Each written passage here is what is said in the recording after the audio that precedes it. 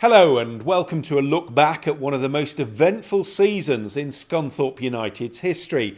After just one campaign in the Championship, would the Iron be able to bounce back at the first attempt? Would the board's backing of boss Nigel Adkins pay off? And would new £175,000 striker Gary Hooper fire the goals to glory?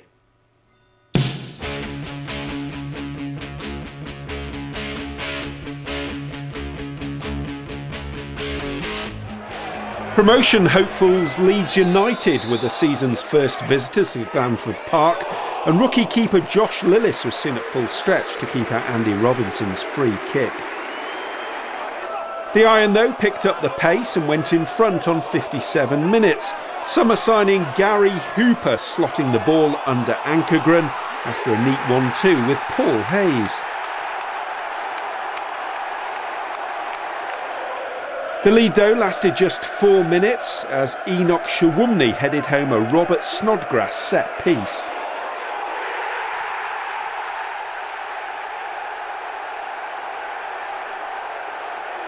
And with just 10 minutes left, former Scunthorpe loanee Jermaine Beckford netted the winner, tapping in after Prutton's drive came back off the crossbar.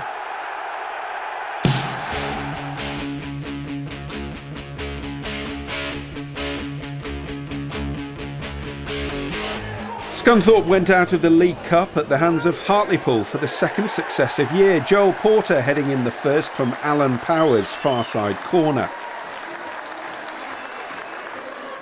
Just 7 minutes later, the home side doubled their advantage. Porter's good work setting up Foley from close range.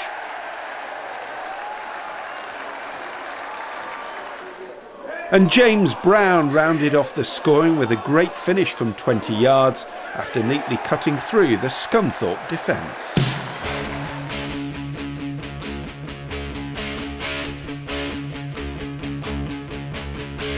Focus on getting our league campaign up and running. That's a decent flick.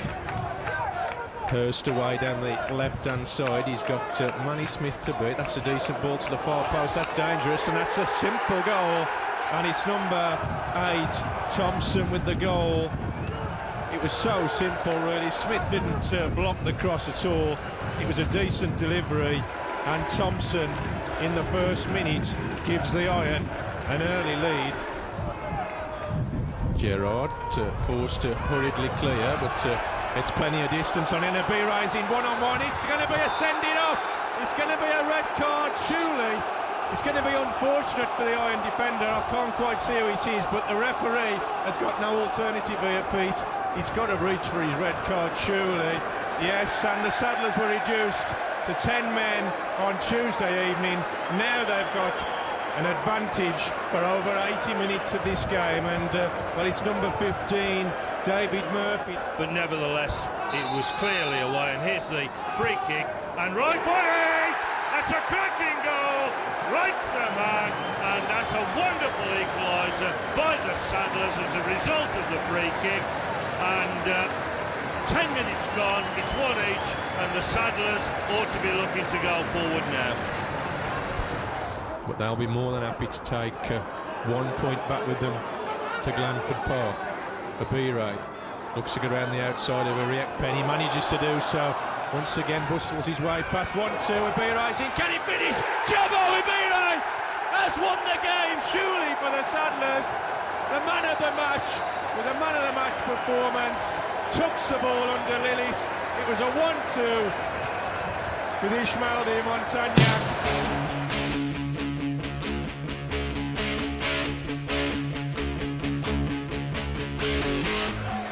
A lacklustre first half at home against Darren Ferguson's Peterborough suddenly sprang to life 2 minutes before the break as Marcus Williams was on the end of an appalling challenge from Posh's Charnock. Durham official Mr Miller had little hesitation pointing to the spot, leaving the Peterborough manager stood shaking his head on the touchline. Paul Hayes sent the keeper the wrong way to send the Iron in 1-0 up at the interval. The visitors probably should have equalised when McLean got in behind the defence and squared for Mikhail Smith, but his finish, like Ariek-Pen's clearance, left a lot to be desired.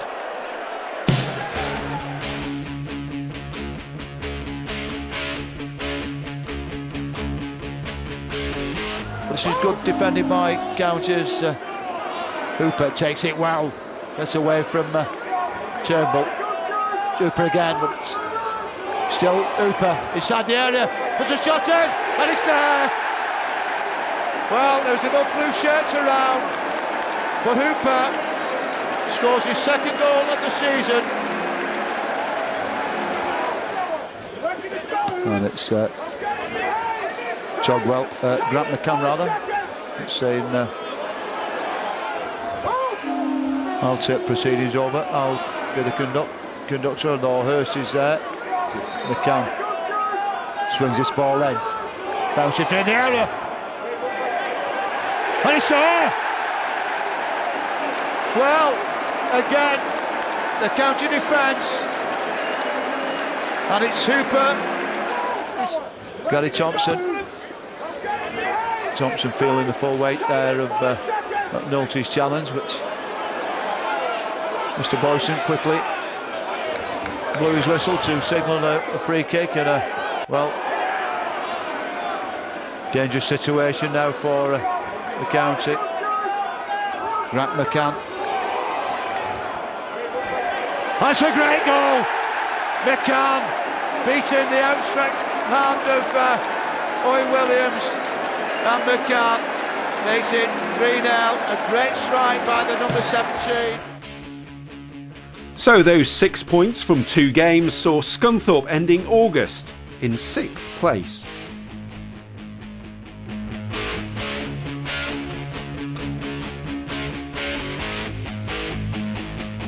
Richard Butler gave County the lead on 9 minutes when his miscued volley skipped off the wet surface and beat Josh Lillis to put the Iron a goal down against the run of play.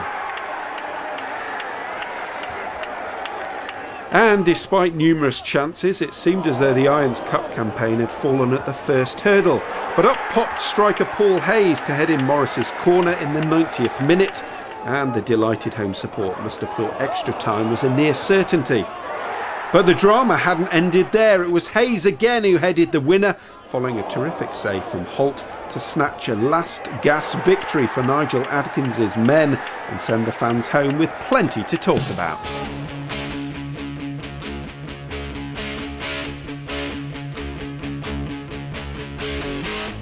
A long trip to the south coast got off to a great start for Scunthorpe. Paul Hayes' low cross finished off at the far post by Martin Woolford on his first start for the club. Gary Hooper's first of the afternoon came in first half stoppage time. A classy run and finish, albeit against a fairly static defence. Matt Richards' misplaced header sent Hooper through again 10 minutes later. This time the striker was able to beat Dutch goalie Mikkel Kuipers from a tight angle. And Hooper finished a 24th minute hat-trick when played in by Hayes. Another well-placed finish. And the home side did manage a consolation through Robinson, but it was a 4th consecutive win for Scunthorpe.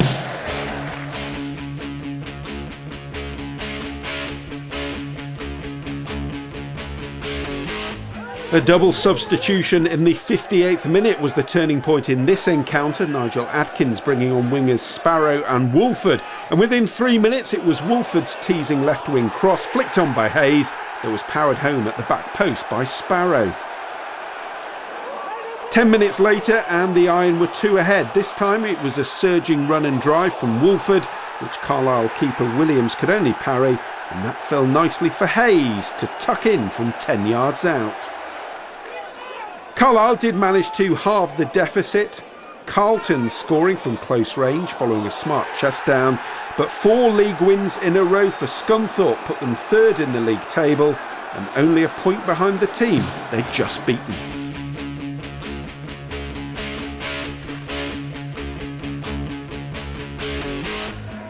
Nigel Adkins' men journeyed to Hereford looking to continue their great form against the league's bottom side, but when Eric Penn caught Matt Doan with a high foot in the 24th minute, referee Gavin Ward duly pointed to the spot. And Nick Chadwick put the spot kick straight down the middle. Murphy did manage to get a foot to it, but he couldn't keep it out. Then 2 goals in 5 second-half minutes swung things in the visitors' favour. First, Hayes' beautiful flick set up Sam Togwell, who left Darren Randolph no chance as he smashed home from 15 yards out. And Hayes was involved in the second too. This time his pass sent Hooper clear of the defence and he raced into the area before sliding the ball into the far corner.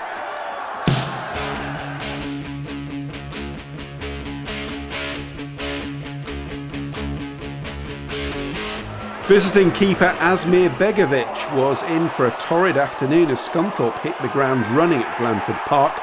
Some brave work in the area and a large amount of luck saw Paul Hayes denied by the inside of the upright after just 3 minutes. Moments later though, it was Hayes again who found himself open after Matt Sparrow's failed effort teed him up, but this time the on-form Begovic stopped him from a near point-blank range. The Glovers were at full stretch from the outset and Scunthorpe's first goal arrived on the 27-minute mark. McCann swung in the Irons' 8th corner of the game and captain Eric Penn's header looped into the back of the net. Scunthorpe could have had more before the break but had to wait until the second half before scoring again.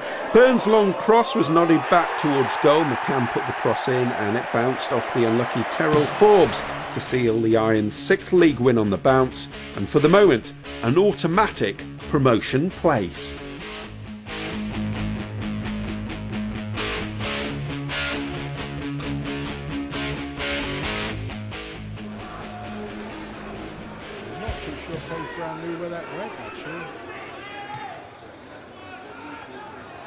Oh, that's a poor clearance, and it's the opening goal. It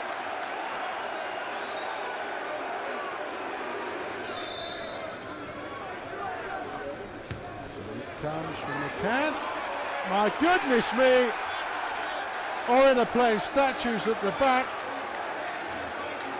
and it's as simple as that. It's 2-0.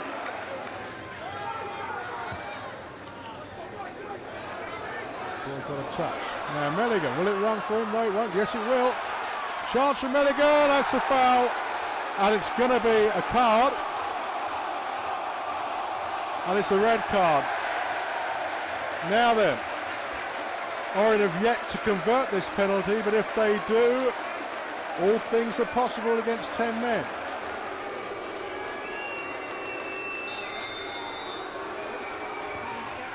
He saved it. But the rebound is banged home. Well, it's tough on the substitute.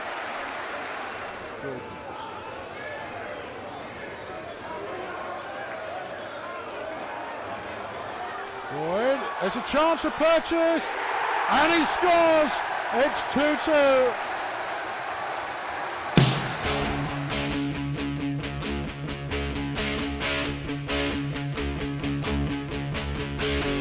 Scunthorpe were much the better team on the night and they took the lead in the 38th minute when Togwell headed home Morris's free kick. And Irish midfielder Morris doubled the Irons' advantage just 4 minutes later with a well-placed drive from outside the area. The Mariners did get a goal back when some hesitant defending from Scunthorpe allowed Nick Hegarty to steal in at the back post and thump an angled drive home, but it proved to be only a consolation for Grimsby.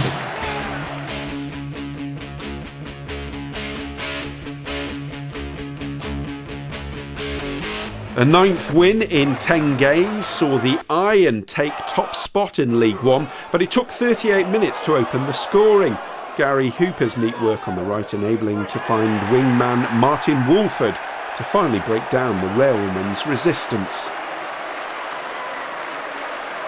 Then some fabulous interplay shredded the Alex defence, enabling Woolford to strike from distance, and he was a whisker away from doubling his and United's tally.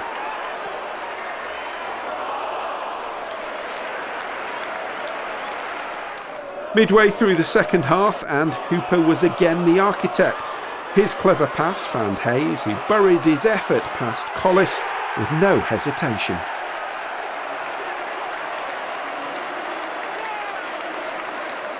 United needed a third to go top on goal difference, and it came with 10 minutes left to play. Wolford's deep near-side corner was met by Irikpen, whose towering header was his third in 4 games and put the gloss on a comprehensive victory for the Iron.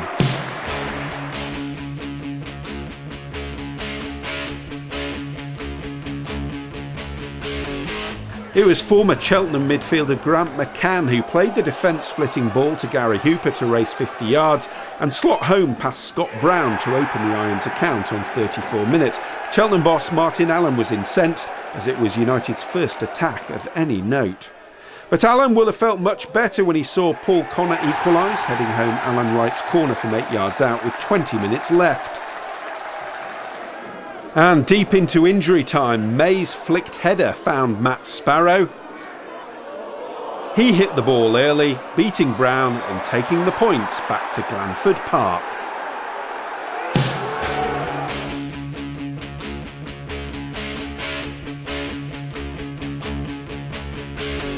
It was first versus sixth in League One, and Southend snatched the lead 2 minutes into the second half as Barrett made a solid connection with a near-side corner. The Iron pushed forward and were given a penalty in controversial circumstances in the 79th minute, when the referee's assistant spotted some shirt pulling in the box. Cambridgeshire official Mr Wright concurred, and despite numerous protests, it was left to Paul Hayes to extend the league leaders' run to 12 unbeaten. Hayes beating Federici comfortably for the equaliser for his 7th goal of the season and a share of the spoils.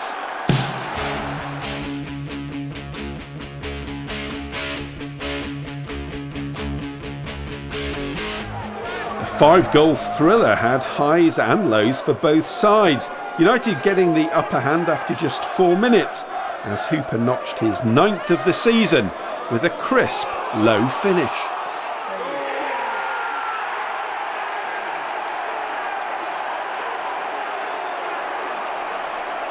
Three minutes later, an ex-Wycombe man Jermaine Easter hit the bar in a penalty box scramble, which eventually saw the Iron clear their lines. With only a quarter of an hour played, Zach Whitbread blocked Hooper's cross with an outstretched leg, and then inexplicably blocked the second cross with an outstretched arm. A clear penalty according to referee Mr Swarbrick, and a yellow card to boot for Whitbread. And Paul Hayes duly dispatched the spot kick for his 8th of the campaign, and United were well on top after only 16 minutes. But 6 minutes after the interval, and Scunthorpe went further ahead. Hayes and Hooper again combining well, before a poor defensive clearance fell straight to Sparrow, who needed no second invitation. 3-0 up and cruising, or so you would think. United's defence, though, failed to deal with a long clearance. Irikpen was turned by Harris, and he volleyed home precisely just after the hour mark. And 7 minutes later, Millwall were well and truly back in the game. Tony Craig's low drive seemed to come off more than one leg on its way into the United goal to set up a nail-biting finale.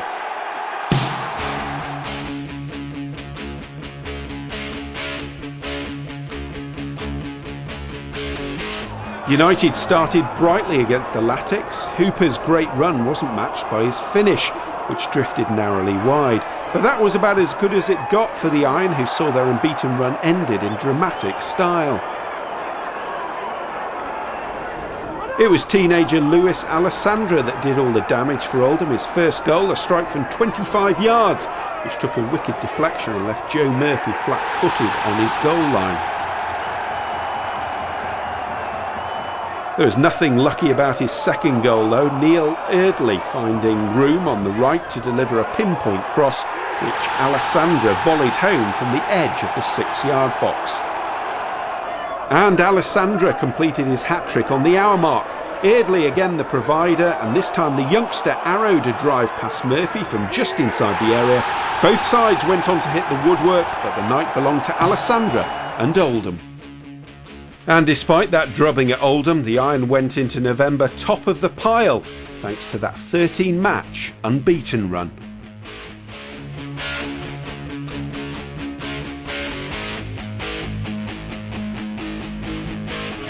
Another goal fest saw the visitors Swindon take the lead on the quarter-of-hour mark, with Simon Cox following in nicely at the back post.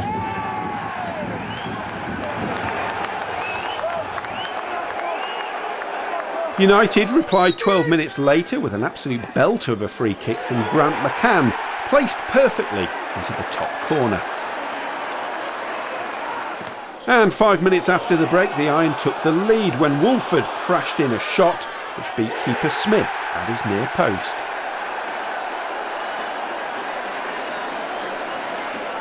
But the lead lasted only 2 minutes as Cox produced an exquisite chip to catch Murphy off his line and level things up again.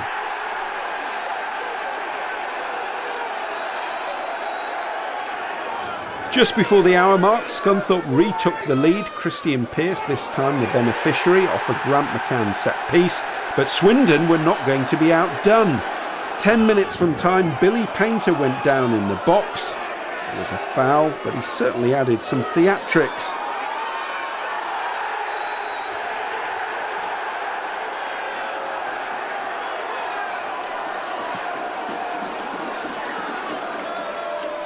And it was Cox who completed his second hat-trick of the season from the spot.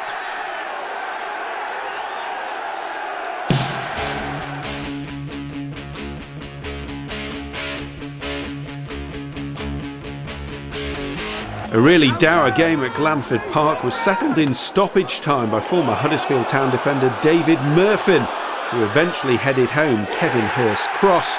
A game that took the Iron through to the Northern Area semi-final.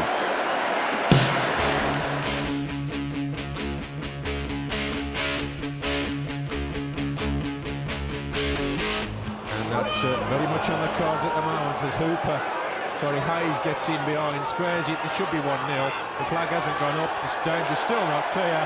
Well, Scunthorpe made such a mess of that chance. But it's Murphy who's highest. Gets a half a clearance. Gerrard comes back, finds Hughes, out to Zaboon. Chance to cross. Retains possession just. And Gerrard gets a left-footed cross in, takes a deflection. That's 1-0. Rickett volleys in from 15 yards. A deflection from Zaboon's cross. And it fell to Rickett. And he took that like a seasoned pro. Chaboiberai changes his mind about jumping for that one, but the ball loose, and it's with Scunthorpe with numbers on the right hand side. Sparrow gets it out wide. Good challenge back from Zaboon. And ball in, here's a chance. Hooper shoots, 1 each. Had to come eventually, and that's once again the Saddlers have failed to keep a clean sheet. In the opening 2 months of the season were really, really high. Here comes Scunthorpe again. This time Hooper's still on goal. He's surely not going to miss again. Now, third time lucky for Hooper. The Saddlers are behind after leading. All 6 substitutes being used. Hooper again gets on the end of things. It's 4 against 2 at the moment. As a third and clinching goal comes in. It's all too easy now.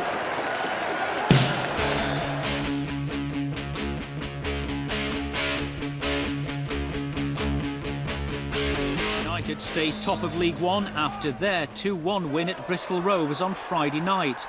Grant McCann's free kick gave them the lead. The second came from Gary Hooper's cross. Izzy Irekpen scoring what proved to be the winner.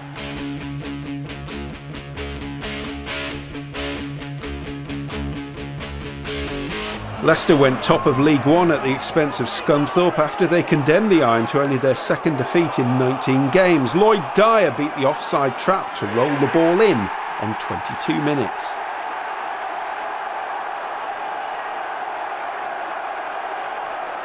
Paul Hayes had gone close twice in the first half and wasn't to be denied a third time as he rifled home 10 minutes later to restore parity for the Iron, which was the least they deserved.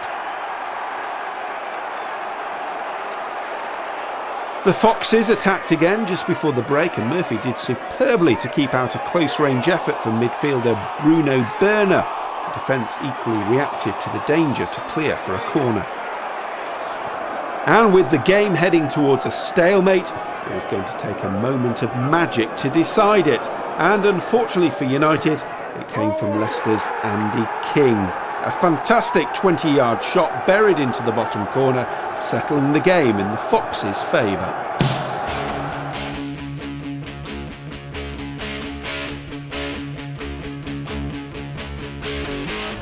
Rovers inflicted a second defeat on United in 4 days as the teams met at Prenton Park. A 50-yard pass over the top from Baz Savage found Ed Sonko to clip the ball over Murphy for 1-0.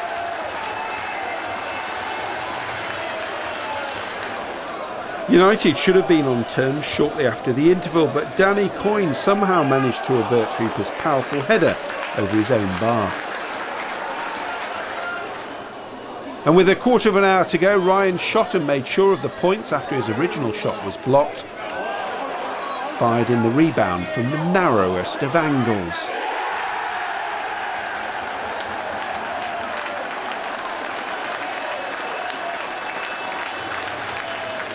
The Iron searched for a way back, but it was to be in vain. May's long-range effort beat the keeper, but not the post, and the points stayed on the Wirral.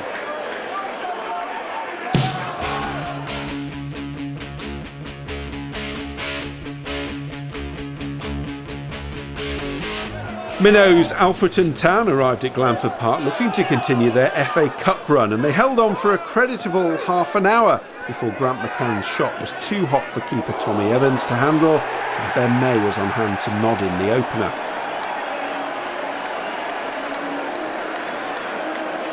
The fog had descended on Scunthorpe, but that didn't stop the search for more goals. Gary Hooper grabbing his second after Town had failed to deal with the ball into the area.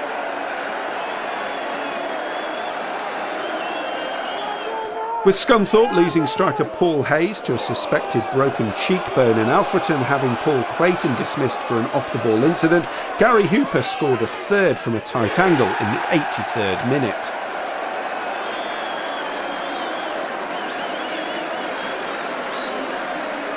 And in injury time, and despite very poor visibility, Martin Woolford laid the ball off for Sam Togwell, who scored the Irons' fourth, driving through a crowded penalty area to send United cruising into the third round.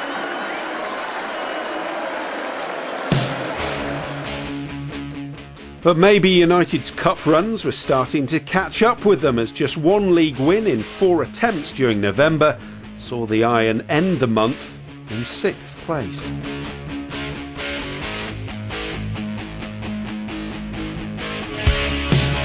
The Dons hadn't played for 11 days, and it showed as they struggled to create any chances of note until the second half. Jason Punchen's 25-yard effort, probably their closest effort of any note during the game. United had come for 3 points though, and Ian Morris decided to show the travelling supporters that their journey was worthwhile, with a goal good enough for any highlight reel. Seven minutes from time, and the Iron made sure of the points. Tenacious work from Williams found Thompson and Marked at the back post to put United just a point behind their hosts.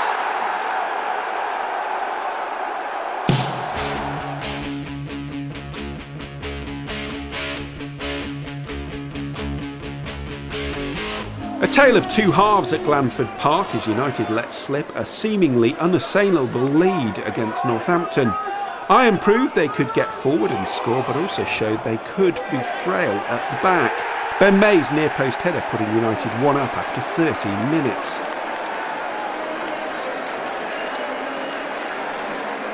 And it was May's flick from Murphy's long clearance that gave Hooper the chance to turn and shoot just 7 minutes later. Hooper beating townkeeper Dunn expertly from 20 yards out. 5 minutes later it was 2-1, Liam Davis providing the cross for Scott McLeish to head home to give the town fans some hope before the interval.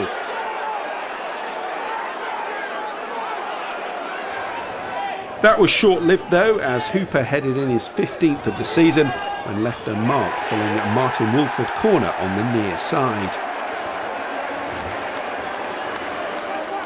And it was 4-1 just 6 minutes into the second half. Wolford broke clear of the last man, only to see Dunn palm his shot away. May, though, was on hand to tap in the loose ball, and Nigel Adkins must have thought the points were in the bag. Less than 60 seconds later, though, it was 4-2. Giles Coke was in the right place at the right time to guide the ball past Murphy, following a long free kick into the area. And 3 minutes before the hour mark, the Cobblers got a third. Midfielder Danny Jackman getting the better of Joe Murphy after Town had bundled their way through the United back four.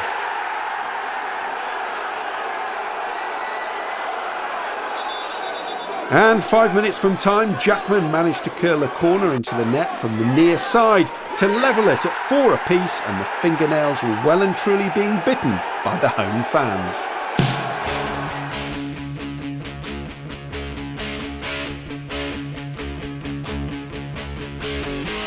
Nine days before Christmas, and the Iron claimed a place in the Northern Area final of the JP Trophy, thanks to Ben May's header here, and then a Paul Hayes late winner at home to Tranmere.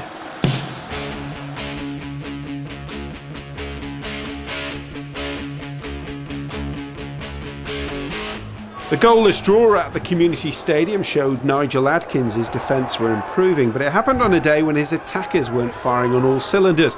Colchester goalie Jimmy Walker was rarely challenged, and he was up to the grade when he was blocking shots and catching crosses with consummate ease.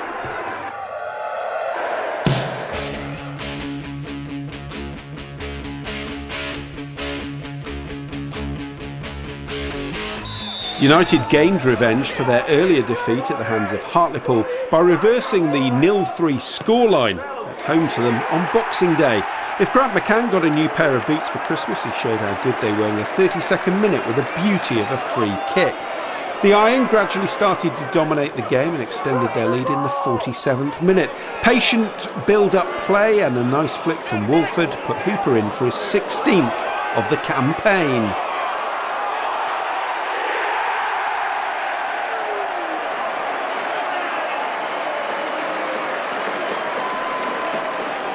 But they had to wait until the last minute for the third goal.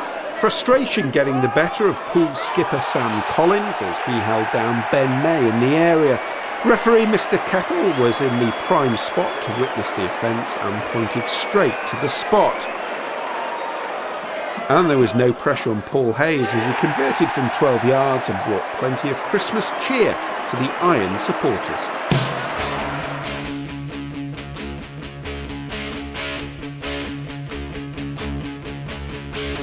Scunthorpe travelled to the Gal Farms Stadium and beaten in 6 games, and the signs were good for the visitors as Grant McCann's long-range effort was only parried by Alex Smithies, but Ben May was some way offside when he tapped in the rebound.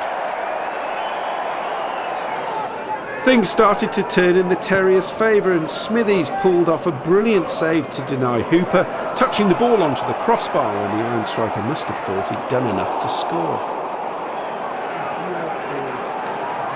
Lee Clark's Town then had a goal controversially ruled out after Gary Roberts had beaten the defender and found the net.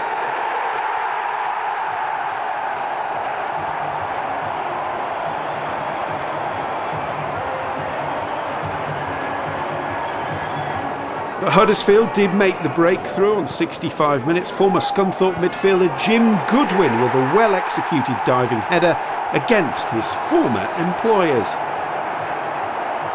Scunthorpe threw everyone forward, including keeper Murphy in injury time, but they were caught on the counter.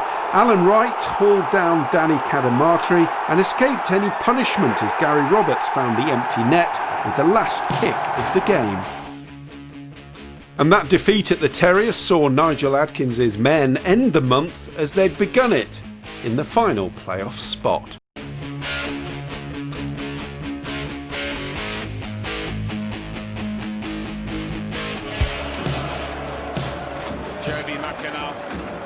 Take the corner. Not yet. Referee's seen a lot of hands and knees on Dulcie Daisy and just wants to calm it all down. The Merritt was running circles around the defender who was playing chase. Here comes the corner.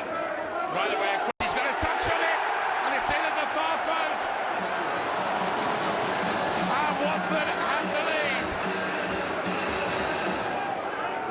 Here's Wolford again.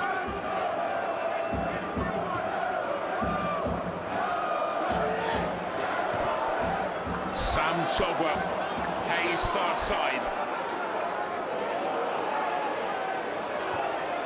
And Loach had to go flying.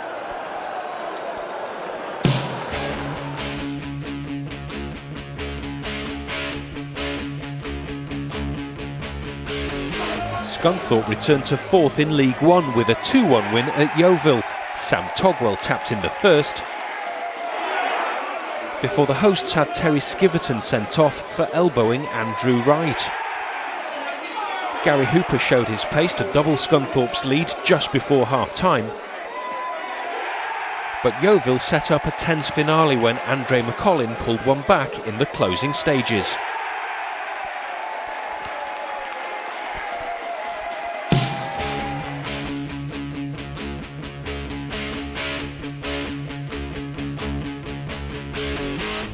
Ball played wide to Wolford. Opportunity to cross perhaps. Oh, he's done well. Chance goes down. Well, I'll tell you what, if you in my opinion, for what it's worth, that was never a penalty.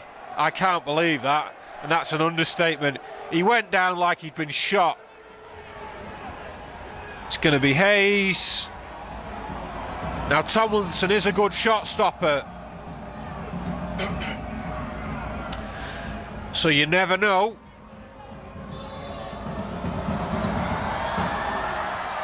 Oh!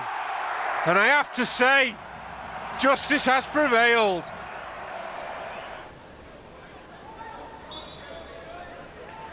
And it comes, up go the heads, and it's a free header in the end for Hayes, but he's kept it in. Pull back Hayes, into the net, 1-0.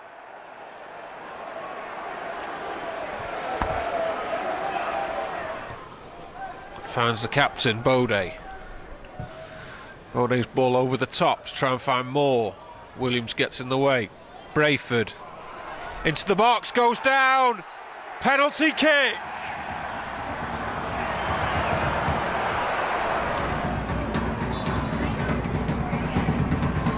And it is 1-1.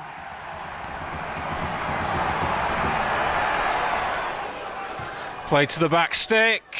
There's a push, a blatant push. And if that stands, well, I tell you what, there was a blatant push. And no one's seen it, and I can't believe he's allowed it. O'Connor.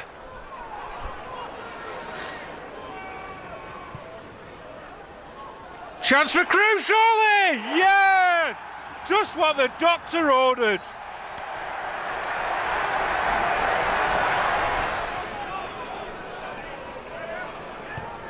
There's the free kick. Chance surely for Crewe to win it in the last minute. They have, and it's the captain, I think, Julian Bode. I've never seen anything quite like it.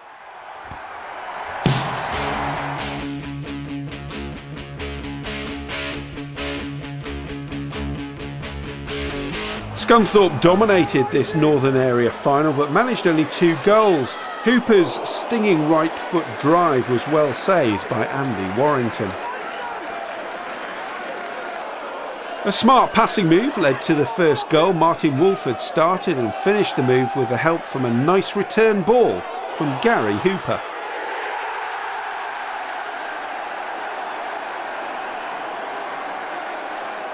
Wolford should have had a second moments later. Persistent work from Sparrow on the right and a perfect square ball found Wolford unmarked, only for him to be brilliantly denied by the United keeper. On 67 minutes the Iron did make sure of the win. Christian Pearce rose highest in the box to give the home side a 2-goal cushion going into the second leg.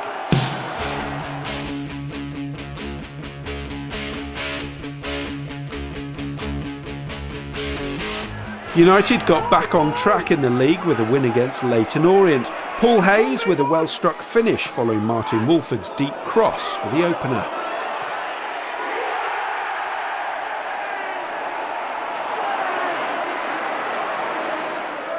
Orient, though, were back on terms on the hour mark when Ryan Jarvis sent Dean Morgan clear and he confidently found the bottom corner from just inside the area.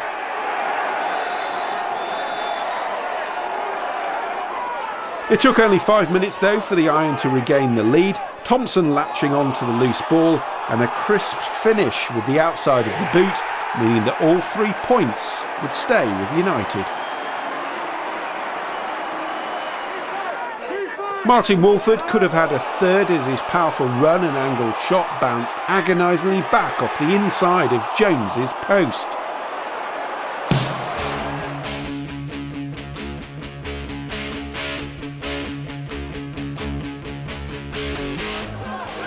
An unstoppable free kick from Grant McCann set the tone as Iron comfortably beat fellow promotion hopefuls Oldham at Glanford Park.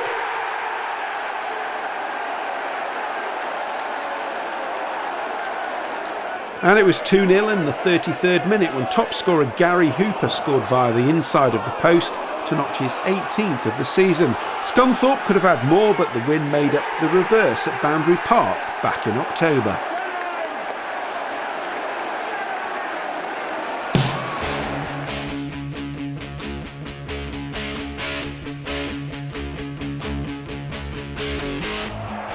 The Lions took the lead with a decisive counter-attack in the 64th minute. Adam Boulder's through ball finding Gary Alexander, who beat Murphy despite the keeper getting a hand to the ball.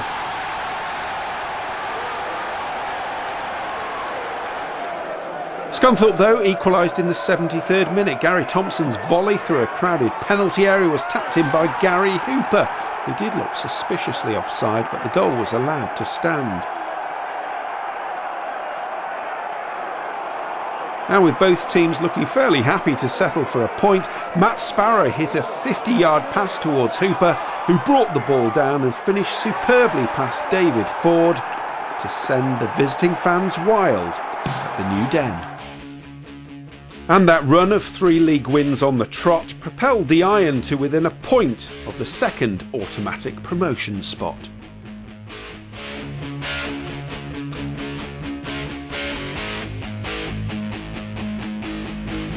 But those hopes of automatic promotion were dented when they went down at home to a Rovers side who had won only twice on the road all season. Darryl Duffy's neat finish opened the scoring with the Pirates' first shot on goal.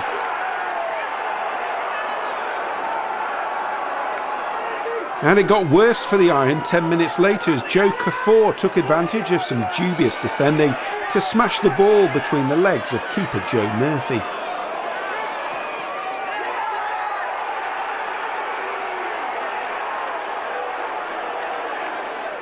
In the second half, the introduction of loan signing Henri Lansbury from Arsenal sparked the Iron into life, and when Craig Hinton handled in the box, referee Mr Foster was perfectly placed to award the spot kick.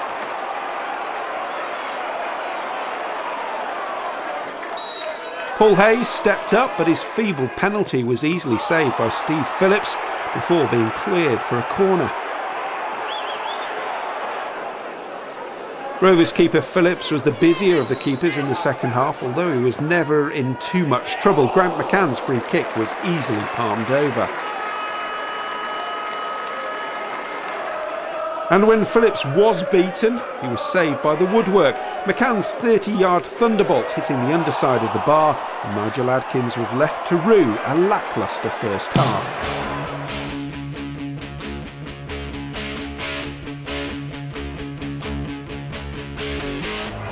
Scunthorpe took a 2-0 first leg lead to the Don Valley Stadium and nearly extended their advantage in the first half as Wright fed Murphin, who fired just wide of the upright. Grant McCann's effort thudded back off the crossbar and fell kindly to substitute Matt Sparrow, who looked certain to score but saw his effort deflected over the bar.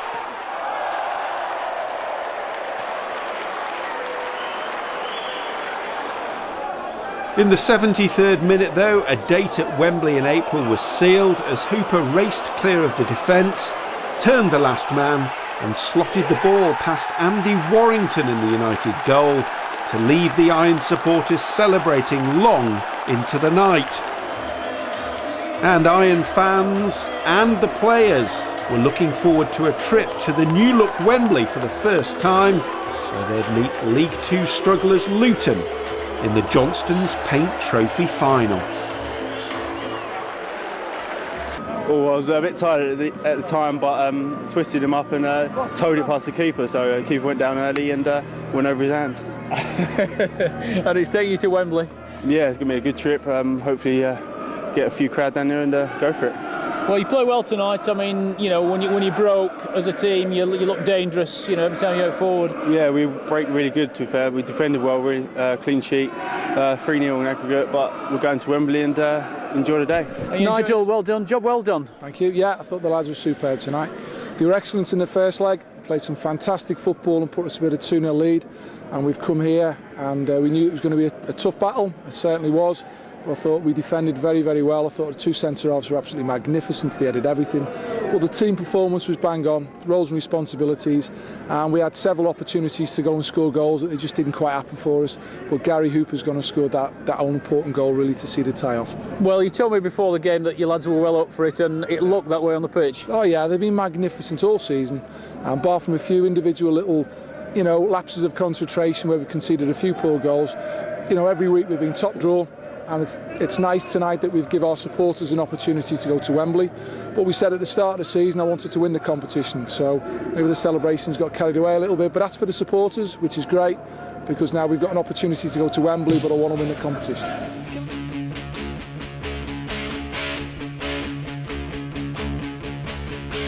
But it was back down to earth with a bump as a game of two halves at the county ground saw Scunthorpe blow a 2-goal lead and finish with 9 men. Although they started brightly, Murphin's flick bundled over the line by Hooper to give the visitors the lead.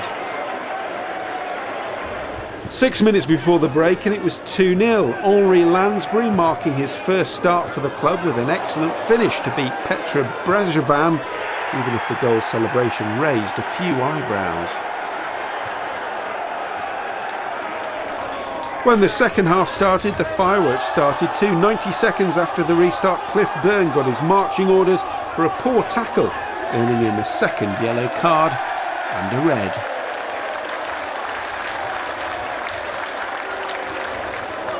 On the hour mark, David Murphy was sent off too. He was lucky to still be on the field following a dreadful tackle on Timlin, and referee Chris Sarginson had little hesitation in showing him a second yellow card.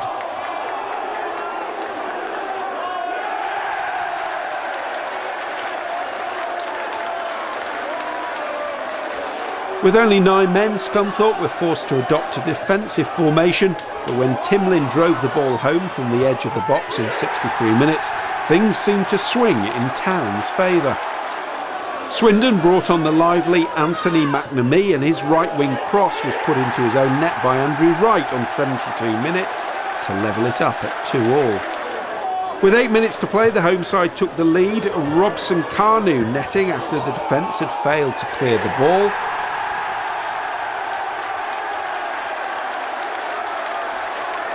And Scunthorpe's misery was compounded when substitute Lee Peacock managed to score with his chest on the near post with just 5 minutes left.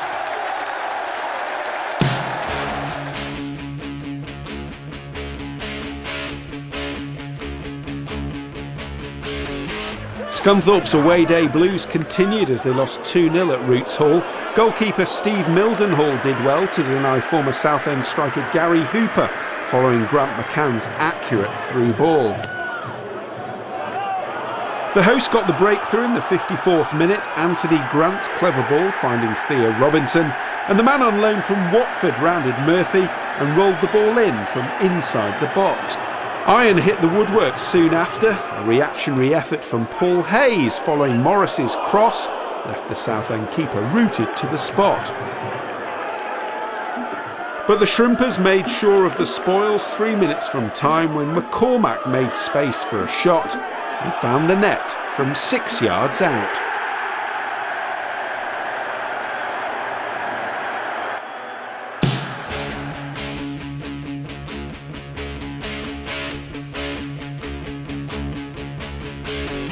A 4th straight league defeat for the Iron, and it was made even harder to take by the fact that the architect of their downfall was their former striker Jermaine Beckford.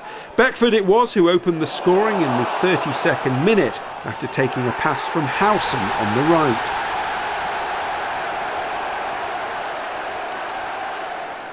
Leeds went 2-0 up 6 minutes later, Snodgrass taking a short free kick from Bradley Johnson, whose shot cannoned off Grant McCann and past keeper Joe Murphy.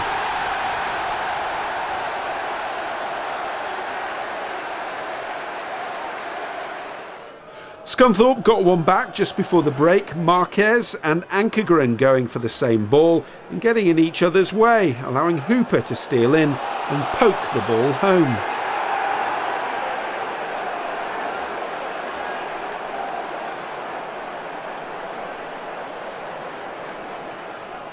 Seven minutes into the second half and a moment of magic from Gary Hooper, who raced through the middle of the Leeds defence and lifted the ball into the top corner over the advancing Ankergren while surrounded by 4 white shirts.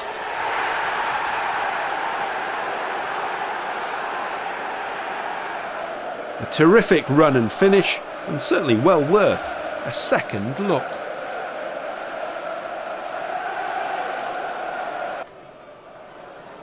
Leeds were not going to be beaten though, and the 25,000 crowd in Ellen Road got the goal they wanted when Douglas put in Beckford for his second of the night.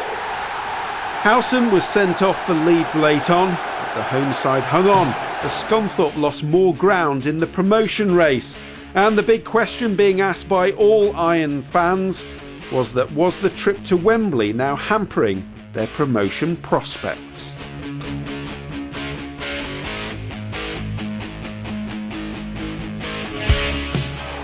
Scunthorpe though did stop the run of defeats at Glanford Park but couldn't manage to convert a late lead into victory. Gary Hooper's long-range effort going narrowly wide of the post.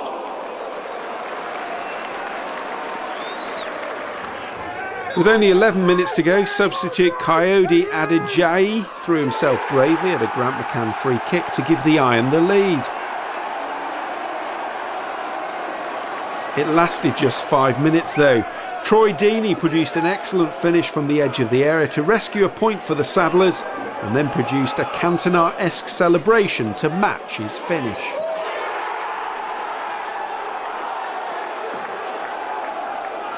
And the visitors could have snatched the points right at the death too. A superb one-handed save from Joe Murphy denying Alex Nichols and making sure that one of the points was staying at Glanford Park.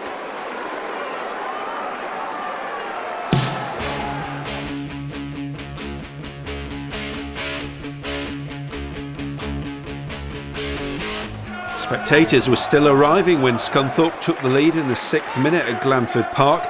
Gary Hooper controlling the ball nicely before setting up Kevin Hurst for a tap-in at the back post. 8 minutes later, Provider turned scorer as Hooper got on the end of a well-weighted through ball from Lansbury and volleyed in his 25th goal of the season from 12 yards out. County pulled a goal back on 21 minutes when Michael Rains climbed highest to meet Michael Rose's free kick. But the Iron continued to push forward and came close again when Hurst's cross come shot eluded everyone and nearly crept in at the back post, County keeper Owain van Williams looking mightily relieved to see it go wide.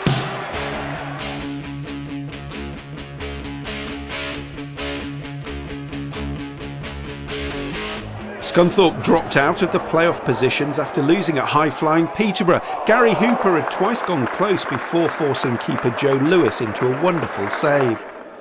Lewis, though, could do nothing about the Irons' opener. Hooper was again instrumental, this time providing the cutback for Lansbury to score from 12 yards out, just 6 minutes before the break. The half-time reshuffle by Darren Ferguson, combined with an injury to Hooper in the second half, provided the inspiration for a posh comeback. Tom Williams providing the teasing cross for Chris Whelpdale to bang in his 6th of the season. Paul Hayes had one chalked off for offside before Posh snatched a late winner through Mikhail Smith. He was the quickest to react after Joe Murphy could only parry a Charlie Lee effort, and the point stayed at London Road.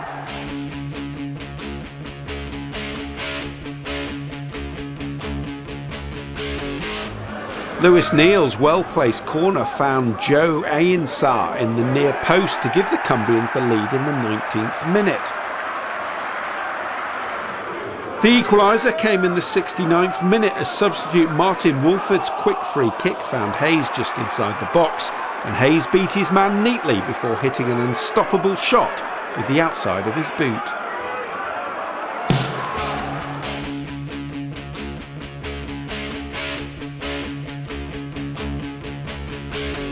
The Iron then bounced back into playoff contention after recording only their second win in 9 matches, and this was at home against lowly Hereford. Gary Hooper finishing off a nice passing move to net his 26th of the season on 8 minutes.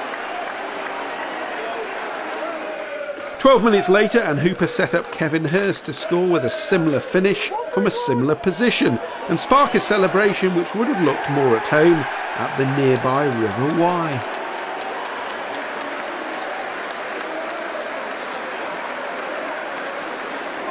The chances kept coming for Scunthorpe, but they had to wait until the 79th minute to grab their third goal. Another tidy passing move culminated with Paul Hayes beating Gulaski for his 16th of the season and leaving Hereford in real trouble at the wrong end of the table.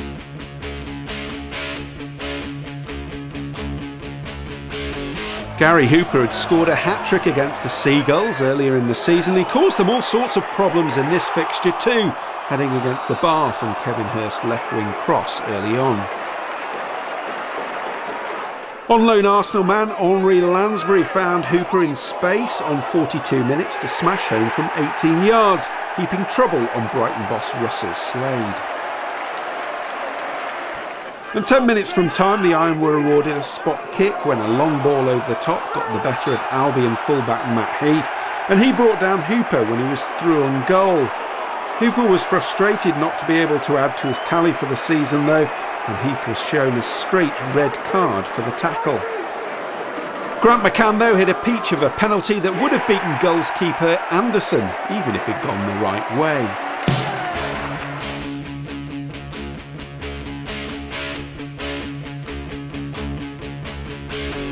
The previous meeting between these two sides had been one to forget, a poor 0-0 draw down at the Community Stadium back in December.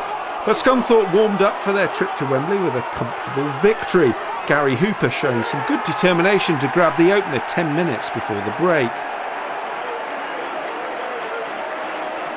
And it was Hooper again with a decisive finish after the Colchester defence had been caught out by a quick throw-in 15 minutes into the second half. And 10 minutes later it was 3-0, Henri Lansbury with some good footwork to make room for a shot, before beating Cousins on the near post to grab his third goal for the Iron and leave Adkins's men back in the playoff picture after 3 wins on the trot, and certainly brimming with confidence ahead of their Wembley Cup final.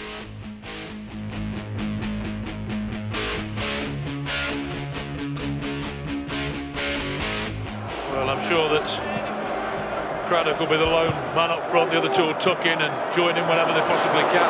Haven't cleared that away. It's fallen to Henri Lansbury, the on-loan Arsenal player. Sparrow got good distance on it though. The Luton keeper Dean Brill. Now that is how you keep goal. Comes quick at you low, you palm it wide, not back into play.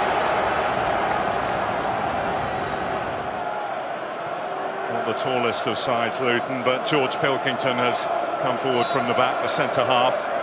Nichols to take, chipped up towards the near post and came through towards the last. Real bundle on the line. Somehow Scunthorpe keep it out, and that is what you call living dangerously.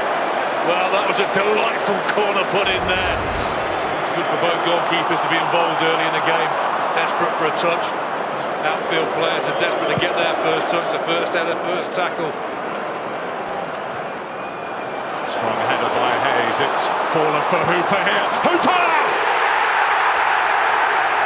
A Wembley goal for Gary Hooper. And Scunthorpe take the lead in the Johnstone's Paint Trophy final. There you see how strikers should play together. Very close, anticipating each other. There's the ball, one. It's a good first touch. He's going again, but he doesn't need it. Look at that for a strike. Leaves Brill absolutely stranded. Then right across him. That's a man in prime form. Belief in himself, unbelievable. He'll be delighted, and he'll know his team deserved that. 30 times this season, Nigel Adkins has been able to celebrate a goal from Gary Hooper.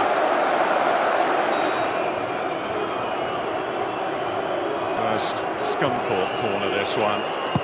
McCann on the set pieces, he usually is for the yard. And that's a fine drilled effort. Can't quite believe it, Lansbury, that wasn't goal bound. Nichols with a brave block. Now Craddock. Right ball needed, right ball played. Real chance for Luton, and it is a brilliant goal. What a cracking equaliser that is for Luton Town. Wembley comes alive. 40,000 hectares go mad. Fantastic goal, really was. You just saw the run and you felt if the ball was played at the right time, stays onside, there. First touch, good ball action, there's the run, coming in now. Perfect ball in, good chest control, and what a cool finish that is, by the way. Lovely ball, dinked in, first touch brilliant, keeps his cool, just doesn't try and hit it too hard, just guides it past, there, keeps it down, keeper, not a chance with it. Brilliantly worked goal. We're into the last quarter of the 90, the scheduled 90. Extra time and penalties are there if required. Nichols. Martin. Chris Martin, the provider, over Hall. Oh, Luton have done it! Tom Craddock with a mighty goal here at Wembley. Well, the first goal was an absolute cracker. This is perhaps not as good, but I tell you what, he does superbly here. When it eventually comes, they work it well again. It's dinked in. Good first touch, Jarvis attacks it well, and that is a quality finish. Murphy might not be happy, but watch what he does when it comes to him, when it falls to him. He steadies himself, good first touch, hits the target, keeps it down, takes the pace off it, but give Jarvis the credit there. It's a cracking finish. There, steadies himself, slightly under his body, in his feet there, but what a strike. Takes the pace off a little bit, and that's why they can't deal with it. Look at him, over the moon. He'd have been chuffed to bits with that one. He is certainly chuffed to bits with it.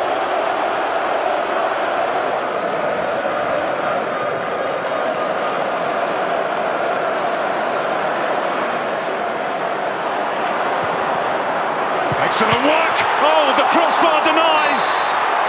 And they can't smother it home. Lansbury with frustration. Well, they were claiming that they may have had a shout for a penalty. It's well played again. This time they do pass it well. They back up a little bit. A little jig there, put across in the right area. You think, well, it's going to be 2-2. And they react well again, Luton. They follow that second ball, it comes off, they don't go to sleep, and there's the block again. They were claiming it's a penalty. I think that's more in frustration. He thought it was the equaliser. But they ride the luck. Well, Martin, having started off the match playing wide, is now the lone striker, the out ball for Luton, if you like. Here he is. Murphy in very strongly, winning it back for Scunthorpe. Time running out for the League One side, the League One promotion chasers. Here's Hayes, Spillane with the challenge. Oh, what a brilliant touch! Grant McCann, that is a stunning goal! Scunthorpe are level, and level in some style. Well, can these goals get any better? You wouldn't have thought so. Again, it's a different goal, but it's a quality goal. They look tired, they lost the ball there. A little bit of space again, just checks inside, and look at this. When it comes out, takes it early, and that's a difficult skill. Curls it the other way. They thought they'd got the toe in there, they did. But look at that, that's brilliant. absolutely brilliant, and that's so difficult to do. Again, you can't hit it too hard because you're going across the ball the other way, and you have to hit it perfectly, and he has hit it perfectly. And what a moment for him. His team do score late goals continually. And what a goal that was. Here's Byrne. Keane. Looking for Napka. Oh, Napka's got the touch! And Luton have a third!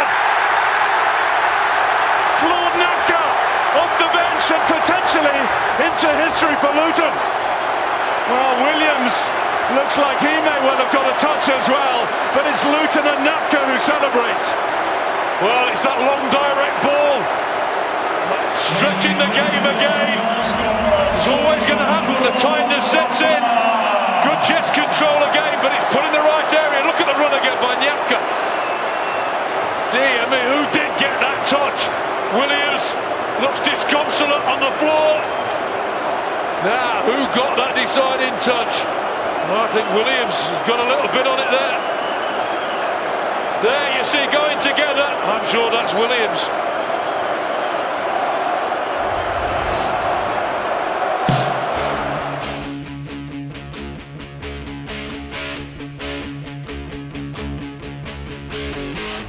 Scunthorpe looked tired following Sunday's extra-time loss to Luton at Wembley, but they took the lead against the run of play in the 19th minute. Martin Woolford's run and shot beating Alex Smithies. The Terriers, though, were back on terms just 7 minutes later. Murphy could only parry Michael Collins' shot, and full-back Tom Clark netted a rare goal from close range.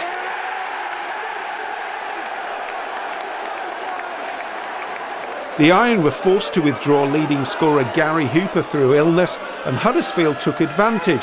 Former Ipswich midfielder Gary Roberts playing a nice 1-2 and picking his spot to put a dent in Scunthorpe's playoff ambitions.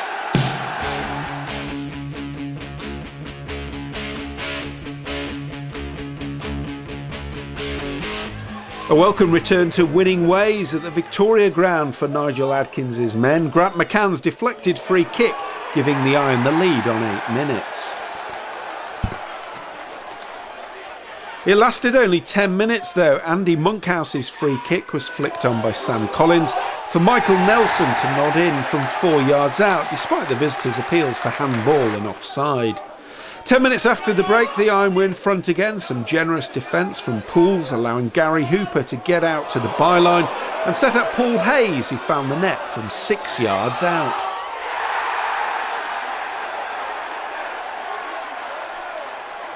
Hartlepool weren't done though, and they capitalised on a poor clearance, allowing Richie Jones to cross for Danny Nardiello, who chested the ball down before hitting a powerful shot past Joe Murphy. 3 minutes later though, the Iron secured the precious 3 points. Gary Hooper's shot glancing off the post, but falling kindly for Hayes, who slotted home to move United up to 7th in the league, with games in hand on every team above them.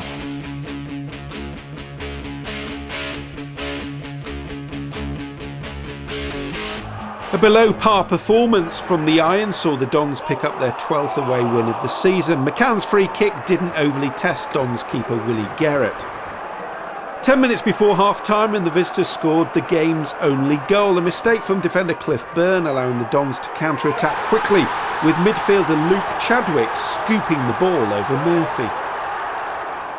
Hooper had a goal ruled out for offside, and although the Iron continued to push forward, the Dons' defence stood firm.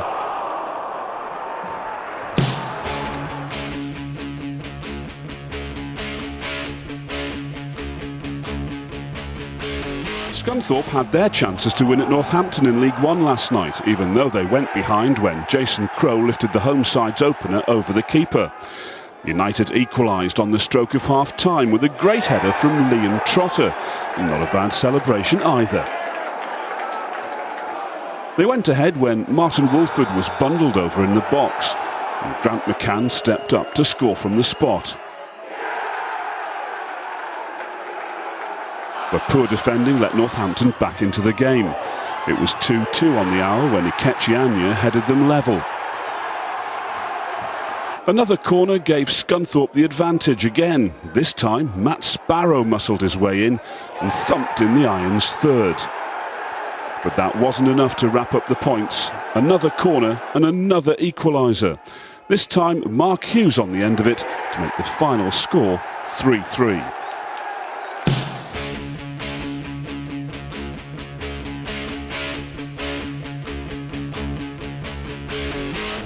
Over 30,000 turned out to see newly crowned champions Leicester at the Walkers Stadium, and defender Michael Morrison bundled home a corner in the 16th minute to give the Foxes an early lead.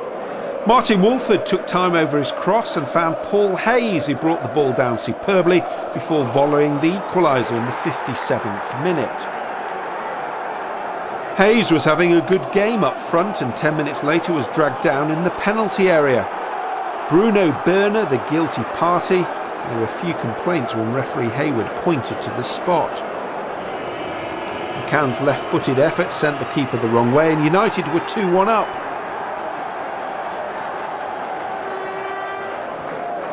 And Michael Morrison's Friday night was one to remember though, as he scored his second to level things up.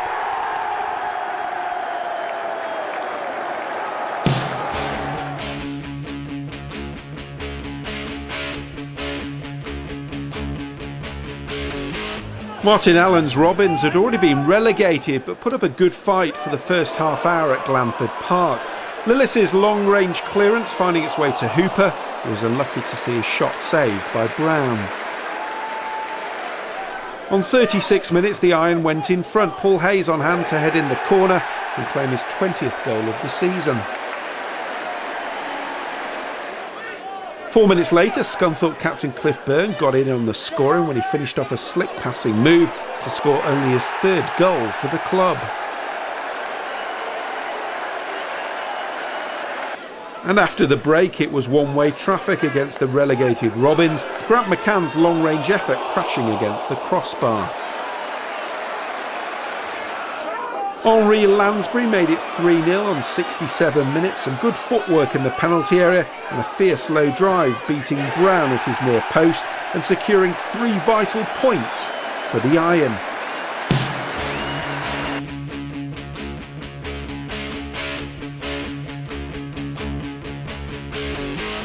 The manager's message to the United players before the final game of the season was simple: a win or a draw and we're in the playoffs. Rovers, on the other hand, knew they had to win.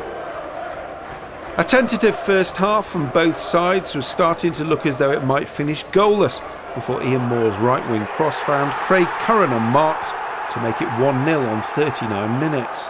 And 5 minutes later it was nearly 2-0. It was Moore's cross again, this time finding Jenkins, whose acrobatic effort was brilliantly turned away by Josh Lillis.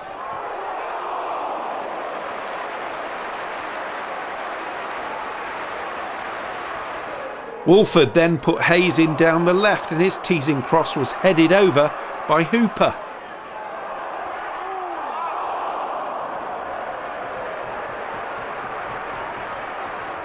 More good work from Hayes, this time on the right, put Hooper in again, but United's top scorer put his effort way over.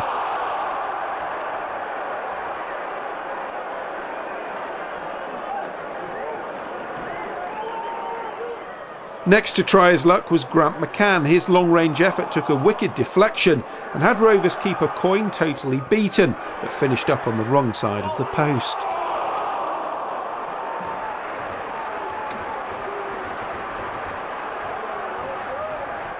With 3 minutes left, Gareth Edds was dismissed for a second yellow card following a poor challenge on Martin Wolford.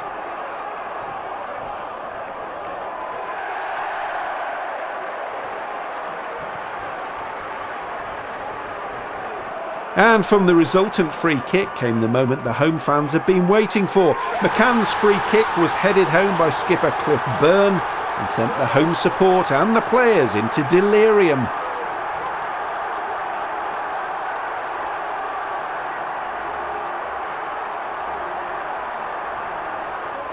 And there was still time for Hooper to see his goal-bound effort cleared off the line.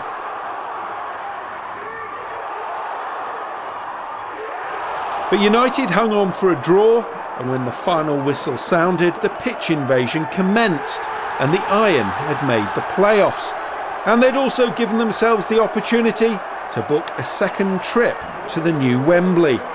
It had already been an eventful season that had seen them top of the table in November and lose a cup final, but an unlikely hero had kept the promotion dream alive. Can you believe you wait 3 years for a goal and get 2 in a week? That's right, Busters. My dad had rang me this morning and said, you're worth a few quid today, and I said, well, you never know, but I never guessed I got 2 and 2 in an important game like this. You put them through the mill though today, didn't you? We certainly did. We made big hard work of it today. I think the nails got to a couple of us today, but the main thing is, over the course of 46 games, I think we're worthy of our place in the playoffs. Took you an awful long time to get going today, didn't it? Was there a bit of a defensive mindset there at the start, do you think? Yeah, maybe subconsciously there was, but we set out to play and attack and win, and it didn't quite happen that way at the start, and Gaff wasn't too happy at half time, but we knew we'd score. We scored all season, so we knew we would. Nobody thought it was going to be made up. It was a great season, you still got a job to do. Yeah, we got a massive job to do now. It's only half done, but hey, I'd rather be walking around here than walking around losing 1-0. Okay, well, now you put them through the mill today, Nigel, Put myself through that. I've aged 150 years, oh my golly gosh, how nerve-wracking is that? I mean, we never turned up, did we? But we've got ourselves through, and we've turned up on numerous occasions this season. It was about getting results. Clifford, the captain's come up there and nodded one in, so it's great.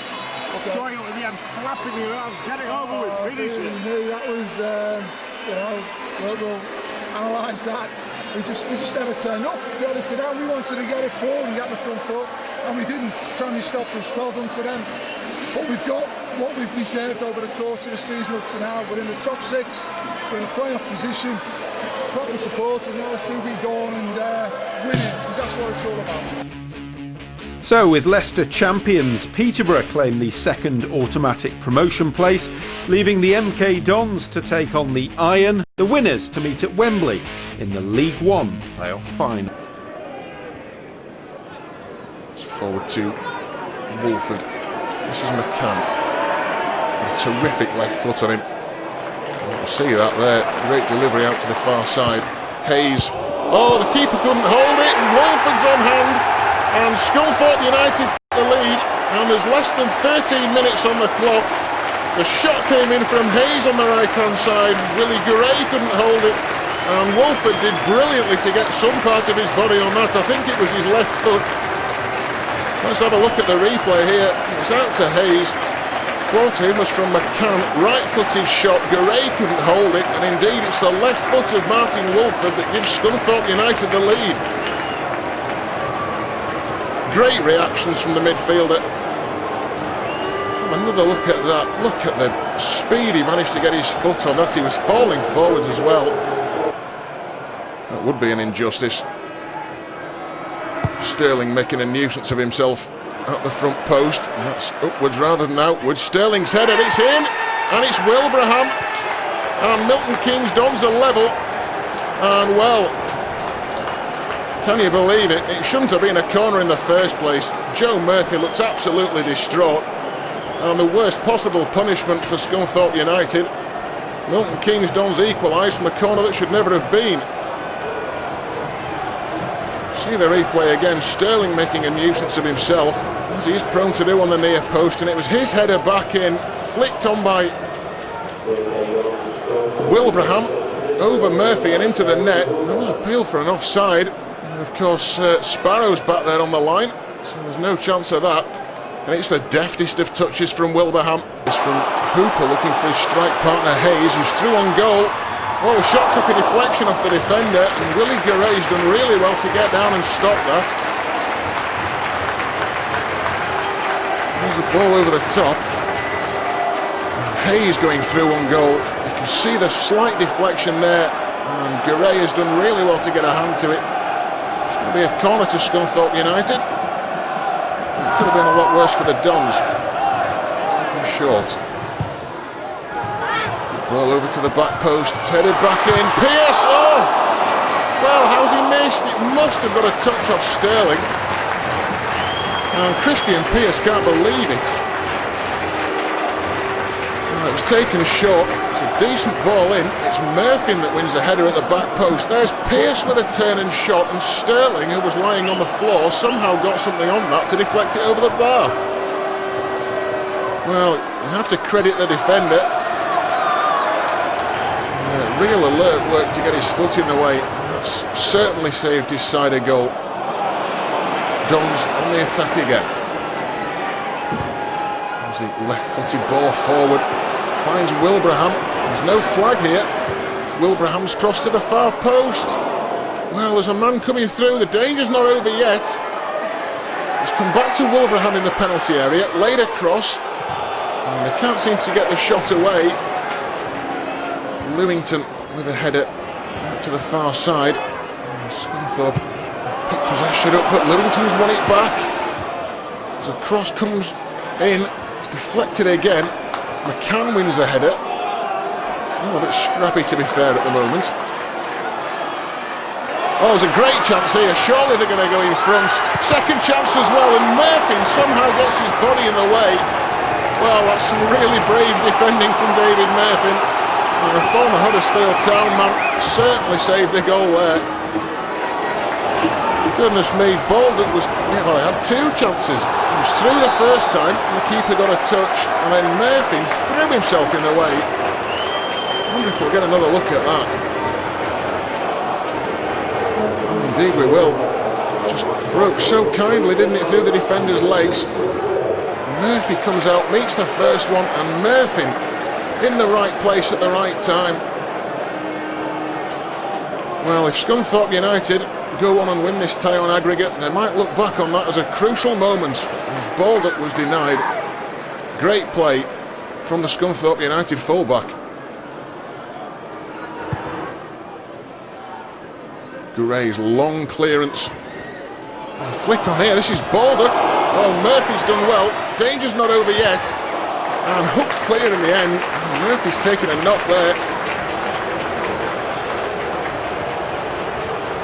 You see the Route 1 attempt from Milton Keynes Dons. Nice flick on, and Baldock got his shot away first time. I have to say we had some very good chances towards the end of the game, and you think, maybe we could have scored the second goal, but with the draw I'm pleased. You didn't get off to a great start. They scored after about 12 minutes. I mean, what were you thinking at that stage? No, well, they're a good team, they always were going to be dangerous, and I actually thought that our reaction after we conceded the goal was very good. Yeah, fair result? I think both sides will be happy with that one. They had a couple of chances, we had a couple of chances. Obviously the goal's a little bit controversial because it should have been a goal kick and not a corner. But at the end of the day, referees are honest, they've got to make decisions, and you just got to react and deal with it, Thought it was entertaining for the supporters, a lot of commitment, and that's what you want in playoff games, and it gives us a great opportunity now. We go down to Stadium MK Dons, we've already beat them down there and they know that, and we go down there in good spirits that we believe we can do it again.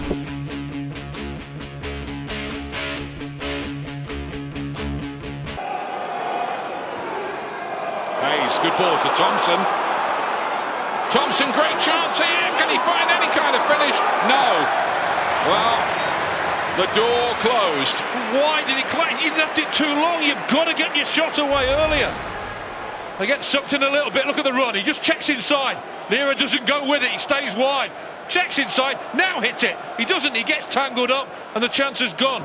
But Gary Thompson might have put Scunthorpe ahead in this semi-final. Well, he checks inside, doesn't he? You think, well, hit it. It just hits his right toe, and there's the chance gone. Goes down. He had two chances, one on his right to start with, checked inside onto his left, and just didn't get it a shot away. Joe Murphy is there, goalkeeper of the PFA team in this division, for the second time voted by his fellow professionals this season, and recovering in the nick of time from the injury which forced him to limp off late on in the first leg. They've been battling to get him fit. They managed it. They didn't manage it with their top scorer, Gary Hooper, who did travel. They gave him a little workout this afternoon. He didn't make it, and I don't think they ever thought he would, to be honest with you. From long range, Baldock! Great effort. It was dipping. Chance for MK Dons, and it's put wide by Wilbraham. Goodness me, they could have been ahead there. What a strike from Baldock. He made his mind up really early there. battling from him. He wins the ball well.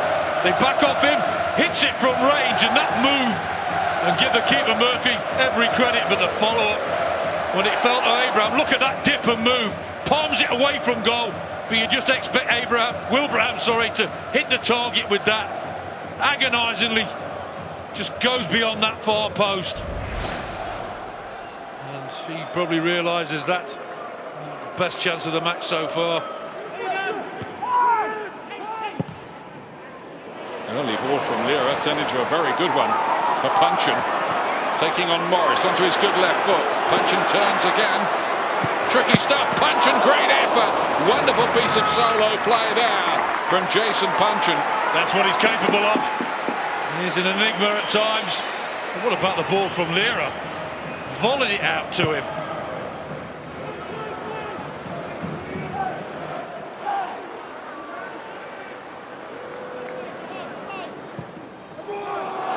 Dummy was not bought. Trotter picked it up. Here's McCann. Now Morris. It's a good ball in towards Trotter. Referee says, play on! Oh! And Hayes with the effort. And you just wonder there, yard either side of the goalie. It's amazing, isn't it? When you take these sort of snapshots and go straight to the keeper. Trotter does well. Gets in a really good area. Good reverse ball. Gets it away. And look at that. Straight at the goalkeeper, like you say, either side. Murphin's long ball forward offside. It might have been close at the moment the ball was played against Paul Hayes. It's the same one he had in the first half. A couple of decisions I thought he got wrong. Did he get this one wrong? There's the ball just about to be played. And I think he's got that one wrong as well when the ball was actually played. It looked to be just onside. Mason, the official on the far side. And then here's Hayes chasing this. There it bounced well. Hayes got there though! It was short, it's wide. Oh, that is a big let-off for MK Dons. Paul Hayes punches the turf in frustration. Well, good strikers do this. They gamble on a mistake. And he gambled well. And this time, he latches onto it. It's not the best header back. Guerre stranded, just can't hit the target. Look at him, head in hands. Knows what a big chance this is. Gets in between. It's difficult there because Guerre stands big. Makes it difficult for him to hit the target. He knows how close it is. I think give the goalkeeper a bit of credit. Didn't go down, just stayed big. Say, right, you've got to put it past me. He's causing problems, isn't he, Hayes? His willingness to run down the channels, run in between the two centre halves, spotting any sort of gap that's there. Here's Chadwick's first involvement. Good one to Baldock, who couldn't control it. He was in a great space. Now, is that a back pass? The referee says yes. How big a moment is this? Baldock's touch was heavy. He had a similar chance in the first leg. Didn't take it, and I think he realised what a big chance it was there. Lost the touch, and Neil Atkins not happy at all. He's asking the question. The referee was very quick to give it. Chadwick does well. There's a lovely ball through the border. First touch not good. That's accidental. That's not a back pass. He's had to come across. He expected Baldock to get it. That's a bad decision. The referee's got to get this right. There's a lot of pushing and shoving going on there. What a heart-stopping moment for Scunthorpe and their fans this is.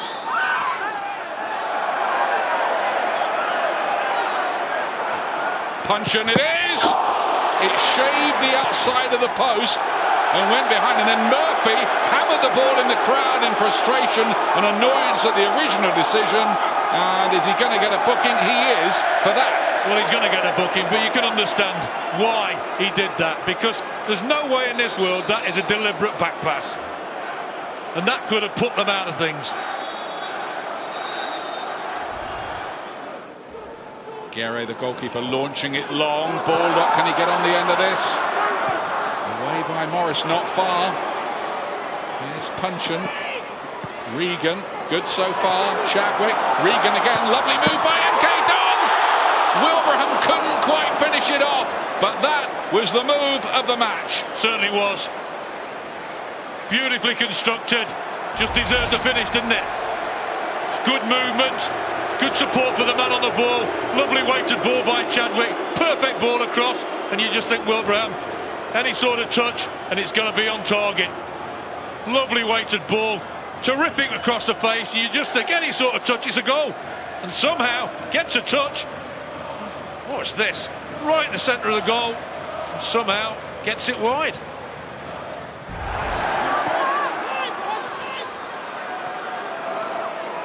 Punch and great looking ball in. Murphy, spectacular punch clear. That was a more than useful cross. Sterling, Navarro into the danger zone, and it goes wide of the post in the end, with Chadwick attacking it on that back post. Well, how close did he come here? They keep possession well. It's a decent header, just off target. Lovely ball in. There's a header, good pressure. There will be extra time here. Both sides had their chances, but this is really set up now for something pretty dramatic. Who is going to join Millwall at Wembley in that playoff final? No goals so far, but it has to be decided next.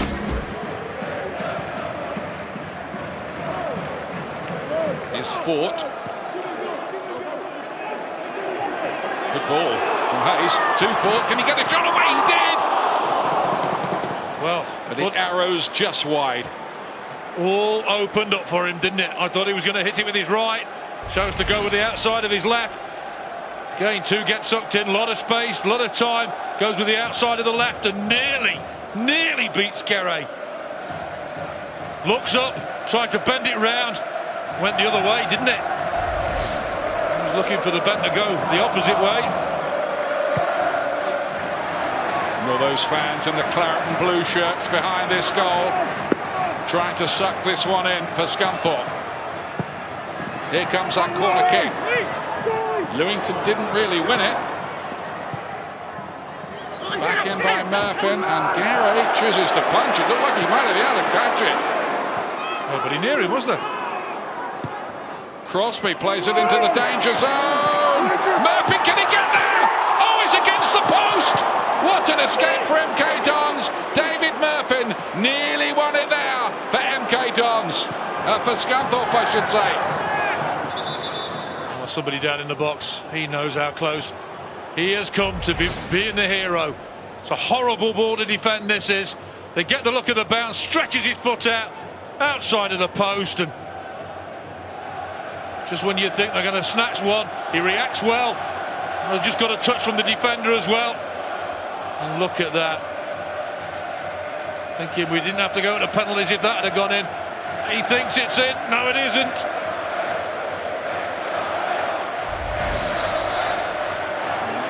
Take no chances there. You have to take responsibility. Can't expect your goalkeeper to be there.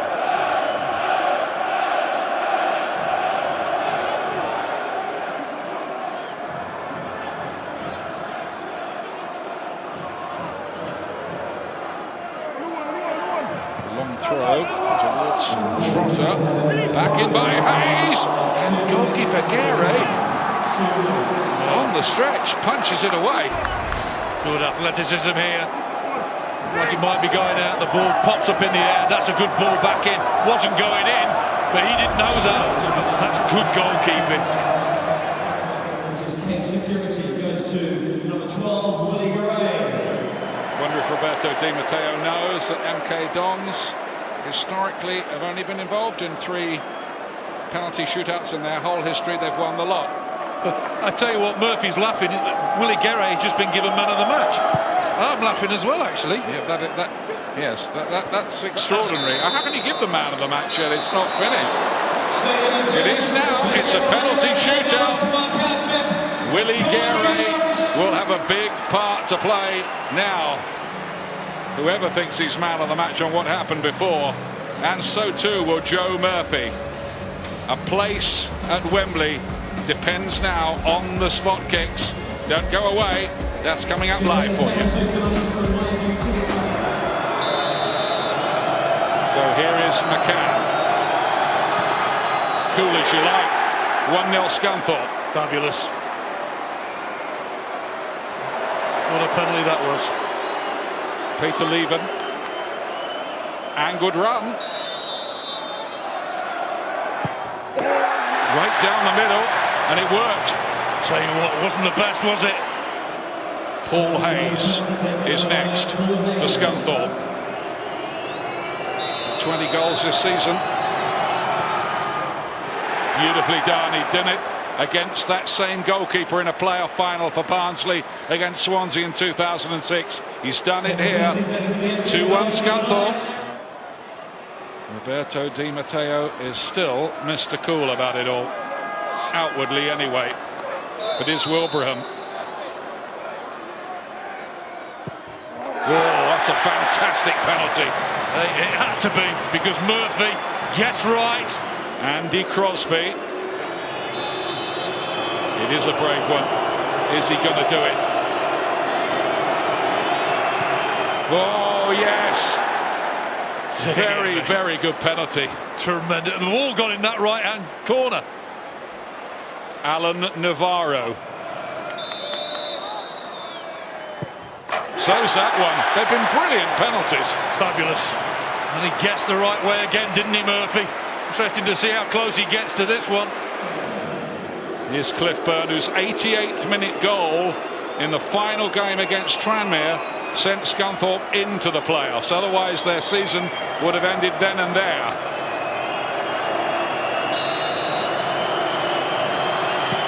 Oh, and he's ballooned it high, high, high over that bar.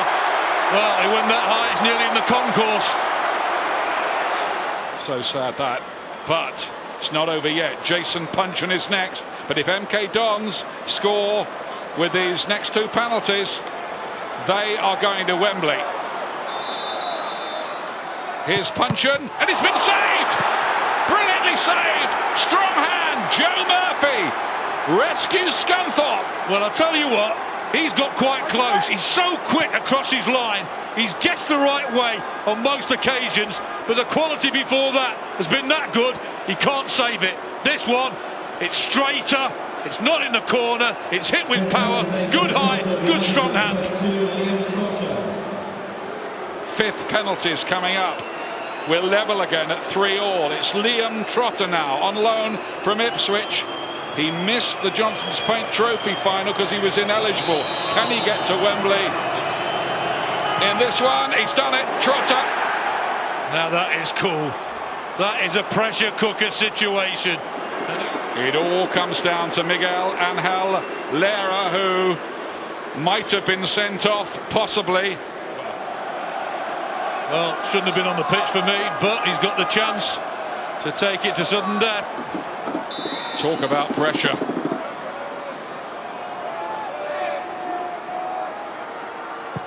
He's done it. He's done it. They're still alive. Straight down the middle again, similar to the first one.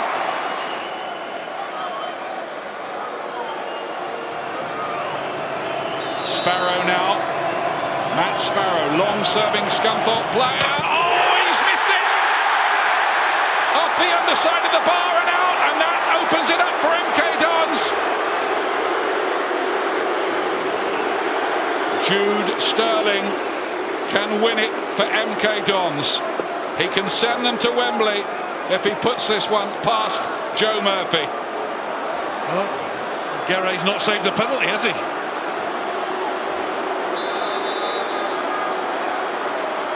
Here is Sterling, and it's been saved! Murphy does it again! Goodness me, this is amazingly dramatic stuff. Well, this is the pressure of these occasions. So nerve-wracking. Doesn't get hold of it at all, does he? No power in it. Wasn't even going in the corner. Murphy got there to the corner before the ball. Jonathan Ford, the Barbados international. It's still 4-4. 4 scored, 2 missed by both. This is penalty number 13 of the shootout.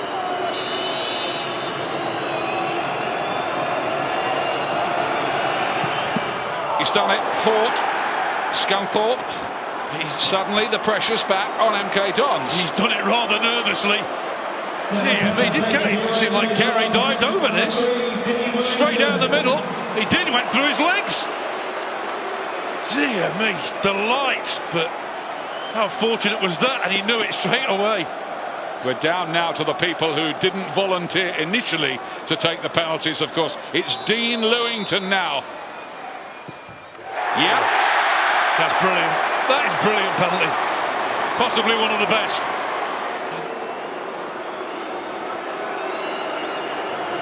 Togwell. Yes, that's another expert penalty from the substitute Sam Togwell. One goalkeeper against another, and he has to score this. Willie Gare against his opposite number, Joe Murphy, in the 16th penalty of the shootout. Oh, Murphy smiled when he heard the man of the match announced. He'll be smiling now. Oh, what a penalty it was. Maybe he should have taken one sooner. Fantastic. That takes some guts, believe me. But the distribution now is so good. Can he save one for his team?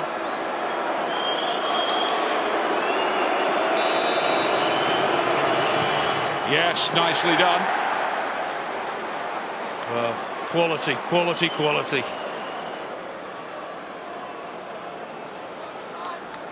Tor Andre Flo.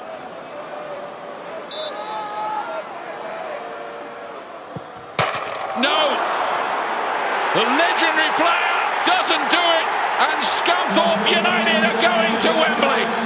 Tor Andre Flo of all people. And Scunthorpe celebrate. MK Dons' season is over.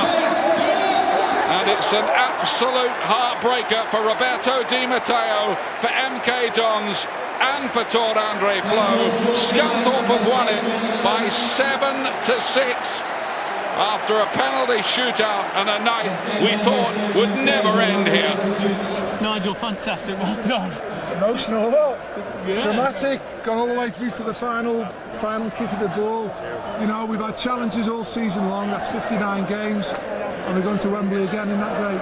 God, that would have been gut-wrenching had you lost that penalty shootout. Well, yeah, I mean, it's one of them. I mean, it's in the lap of the gods then, isn't it, you know? But we practiced penalties, we were very positive in our outlay.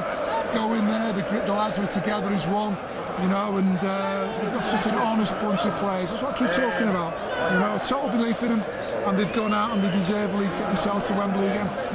Obviously, we knew it would be tough, you know, with the result we got at home, you know what I mean? So we knew they'd come out and start well, but I thought we deserved it in the end. I know it's, you know, penalties is a bit of a lottery, but I thought we played well. Extra time, you know, I think they were maybe sitting back looking for penalties, and we went on and could have scored one or two in the second half of extra time. Yeah, you know, the gaffer wanted a little bit of experience, you know, for the two playoff games. Unfortunately, never lasted the pace last week, but to play 120 minutes today is absolutely gobsmacked to me. But you know, I felt good. You know, it's a great achievement for us to get to the final, but we've done nothing. You know, we've lost there this season already.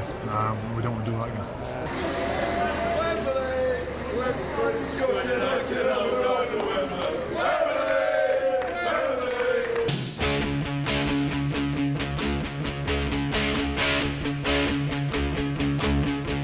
Let's check the two sides for you of this Millwall team. Only talisman Neil Harris has ever played at Wembley before. It's 8 years to the day since he was given the all-clear to play football again after recovering from cancer. There's one enforced change. Winger James Henry's loan has run out, so young Lewis Graben is in.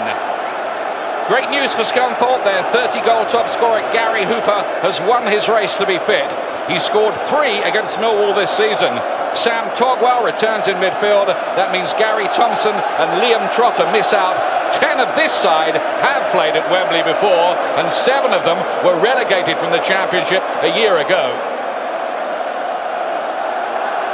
Winger Chris Hackett, who's been out of favour, has been summoned from the shadows. He's among the Millwall substitutes. And left-back Andrew Wright is fit again for Scunthorpe. He's on their bench. Officials are hoping that some of these fans will be back at the Den next season. Nicely done. Here's Hooper trying to work something. Very, very dangerous combination, those two up front, Hayes and Hooper. 50 goals between them this season. This fella's got 30 of them. Well, his touch wasn't particularly good, was it? A lot of space here.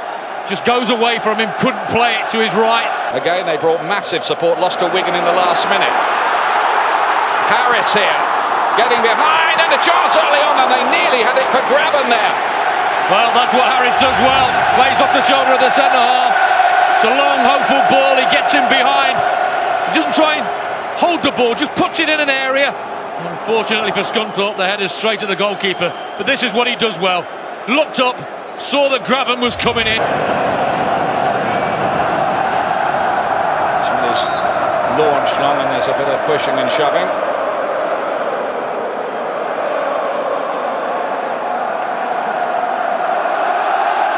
Now Scunthorpe are almost old hands at Wembley. Look at that in their 11. They've got 11 players in the squad today, and Millwall, well, only Neil Harris has played at Wembley before. And Wolford, and here's a chance, it could be Scunthorpe United are ahead, and the goal comes from Matt Sparrow, their longest serving player. Scunthorpe United ahead after only 6 minutes. What a start this is. He's not happy with what he saw in front of him, the defending. I think he's every right to be a little bit disappointed. It's a long ball from the goalkeeper. They don't deal with it at all. Lovely ball there, reversed, and nobody picks up the runner. Wolford didn't hit it well, but parried straight in the path of Sparrow in the roof of the net. There, gets a hand on it, doesn't do enough to put it beyond the goal. And there's Sparrow, gambling at that far post. Just gets there before, roof of the net. An absolutely wonderful start for Scunthorpe. Matt Sparrow, born in Wembley, scores at Wembley. His manager's slightly chuffed there, wasn't he? Well, they've started very positively. What a moment that is. Scunthorpe defended well enough. And now they can maybe launch some kind of break. Gary Hooper. Wolford has gone out to the right-hand side this time, onto his good left foot. That was a moment of danger too. Martin Wolford. Well, that's why he switched. Comfortable coming inside, and doesn't he do it well? Just checks there, gets his shot away with power. It is over the bar, but this is a danger when you've got a left footer coming in from that side.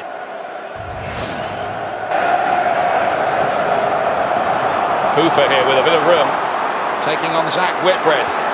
More claret shirts arriving in there. Hooper, oh, he's hit the outside of the post. That even crept past David Ford. Well, you think a goalkeeper has his angles all covered, but didn't seem to have it there, did he? The important thing he does here is get in the box, then he can't be touched. Whitbread stays on his feet, and there, he'd probably say, I knew exactly what was going to happen there. But there's a little gap, isn't there? Squeezes it a little bit more, they're in trouble.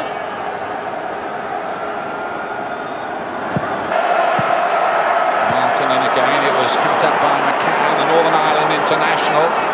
On the turn, Whitbread, not a bad effort. Knew what he wanted to do, why not? Just swiveled on the edge of the box. Just comes out, there it comes to him. Decides to have a go, and exactly, why not? Didn't get it all, but you never know. Alexander's done well here. Harris trying to buy a little half yard. Oh, Graben shot. Hit Murphin on the way through, otherwise it might have been on its way. Didn't know a lot about it, did he? There you see Harris's experience again. Gets to the near post, holds the ball, and then lays it off. Tremendously open game. Here's Sparrow again looking to cause some mischief. Wolford is in there once again too. The flying winger who's a real thorn in Millwall's side early on here. Now look at this. This is the pitch side temperature. 100.2 degrees Fahrenheit. Believe me, trying to play out there and run for 90 minutes is no easy task. Does he think they're wasting time as early as the 27th minute? Can't see it, can you? Don't need to. Here's McCann. Wolford is in here! And this time Ford is at his feet. Goodness me, that was nearly another for Scunthorpe. Well, they've got 103 now, Gary. Yeah, they've got goals across midfield as well. It's all about the strikers, is it? Might be something else again. Here, Hayes! Deflected and over. Goodness me, that was another hair-raising escape. It came off Craig, the captain and defender. It's all about the movement again. The gamble on him winning it. Ball's laid back there, takes it early, and look at that. I think the Scunthorpe fans thought they'd scored when they saw that net rippling. Deflection, just takes it over the top at pace. I don't think he was going on. It's broken from here's Harris bearing in on goal. Cut in towards Graben. Still be a chance. Martin, can he finish it? He seemed to take forever. Nearly an own goal. An incredible escape back there. Scunthorpe nearly put through their own net there to put Millwall back level again. It was Togwell, I think it came off last. Well, we've seen a deflection at the other end, just clip on the top of the bar and get on the roof of the net. And now we've seen one just hit the post. How lucky are they to escape this? Harris does fantastically here. Goes past two, has the awareness, comes back in. You think the chance has gone. There it's across the face of the goal. What defending that is. Yes, he gets lucky, but that is experienced defending. So did Hooper, by the way. Morris, great run from left back this. Tries to cross shot forward, had to hold that.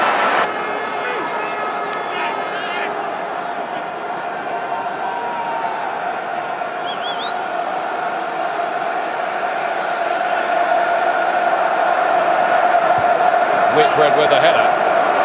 Alexander tries an instinctive volley. Oh, what a goal that is! That is one of the greatest goals you will ever see at Wembley from Gary Alexander to put Millwall level. And just look at these fans. They are going absolutely potty.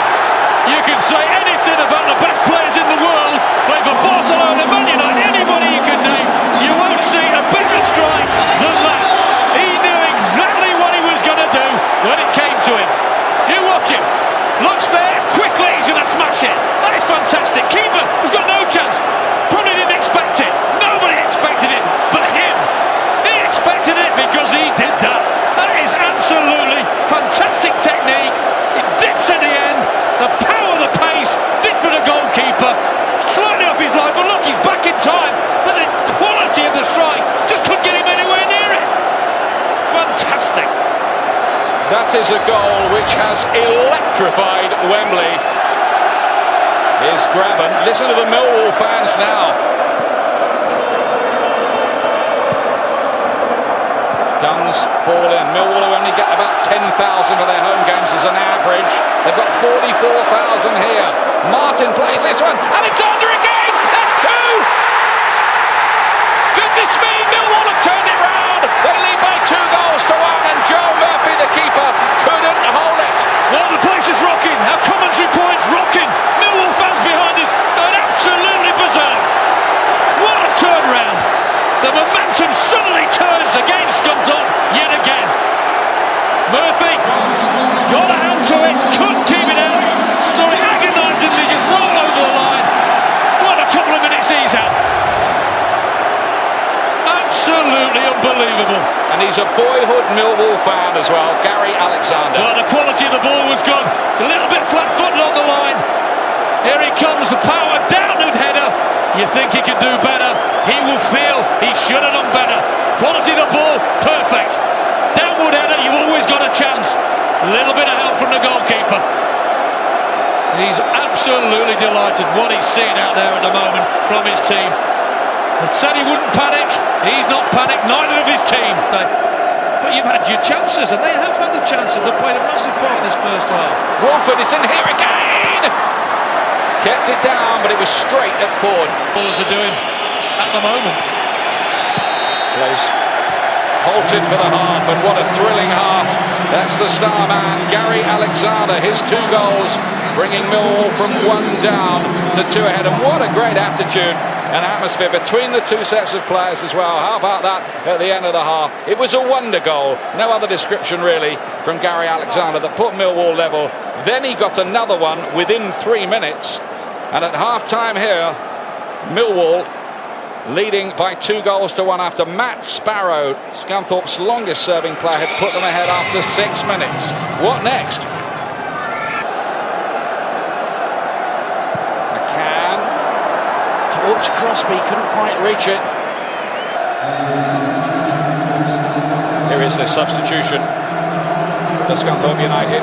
Here's Liam Trotter. He's one of the rare players in the Scunthorpe squad who hasn't appeared at Wembley. He was ineligible for the Johnson's Paint Trophy final last month. Alexander is among those waiting in the minute. Graben arriving, so too's Harris. Here's Martin's ball. He's a great crosser of the ball. It nearly found Alexander again. He's a vital player and he really does know how to hit across. Martin, look at Whitbread here, looking for another Wembley special. They all want to get in on the act, which knocked him out of all the playoffs. Here's the Scunthorpe corner kick. Tremendous effort from Trotter, and again, can they force it in? Millwall somehow scramble it clear, but it seemed that Liam Trotter, the sub, might have got Scunthorpe level there. Great contact, terrific save, and I think it's Frampton at the far post, gets that header, and then Harris comes in to clear up at the far post. It's excellent defending, that is a really good contact, follows it up, does everything right. There's Frampton, very important header. Difficult to deal with, Laird didn't really do it. Scunthorpe pick it up, Hayes, Wolford here. Let his shot go, very good block by Craig. Well, that break just came from the kick by Murphy, didn't it? Very good distribution from him. Set them on the way. Craig won the header. Three of these four defenders they've got on duty today, Millwall, were in the side which went down from the Championship 3 years ago. They've got a score to settle. Look at this from Wolford. Very good run here. Not to Hooper, but Sparrow with a wonderful opportunity. Surely must equalise, and does. Matt Sparrow again. And we are all square again. What about Wolford here for me? Doesn't he do well? It's a fantastic finish. Keeps his cool, keeps his head. Could have gone with his right, didn't. Checked inside, made sure the opportunity was a little bit better. But Wolford has been so good in this game so far. There he plays the ball and he follows it, doesn't stop. Goes past Whitbread like he's not there. Had the wherewithal to see Sparrow. That's brilliant. Checks inside, doesn't panic, and absolutely drills it there. Leaves Whitbread for dead. You think he's going to hit it now, so does the keeper. Dives in and just creates that bit of space by checking inside the keeper. And the rest, not easy, but easier. Wolford, tremendous vision, does everything right, and Sparrow, brilliant finish. And Nigel Adkins' side are back level again. Here's the Scunthorpe hero, Sparrow, with a fantastic ball for Hayes. He's carried on with his run too. He wants a hat-trick, Sparrow. He's found Hayes again, as he here? Not quite. Well, trying to be unselfish, didn't he? I think he should have taken that on himself. He's made the room for himself. Look, he plays the ball like Wolford for the goal and doesn't stop, carries on. There's his run, wants it again. Touches a bad, get a shot away. No, I'll be unselfish, try and put my mate in. Some game here this Sunday lunchtime at Wembley. Wolford again, he deserves a goal. Hackett raiding, good looking ball in, Alexander! Oh, how did he miss that one for the hat-trick? Well, as good as his first goal was, that is a shocking miss. Absolutely horrendous. Again, the quality of the cross was superb. He gets right in between. You think it's in the back of the net. How does he miss this? Just hit the target, you score. He's just trying to put him in the bottom corner, right from the middle of the goal. Look at the manager.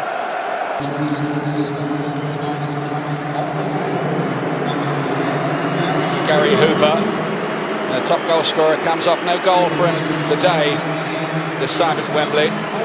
And on comes Jonathan Fort, the Barbados international, with plenty of speed. Free kick they scored in the 88th minute to equalise against Luton in that Johnson's Paint Trophy final. Have they got a late one up their sleeve here? If they have, it might be worth promotion. Well, it's the old cliche, isn't it? Good teams go to that final whistle and believe they can get something out right at the very depth of a game. Murphy's come up from the back here, and he's the target for this, and he's won it too.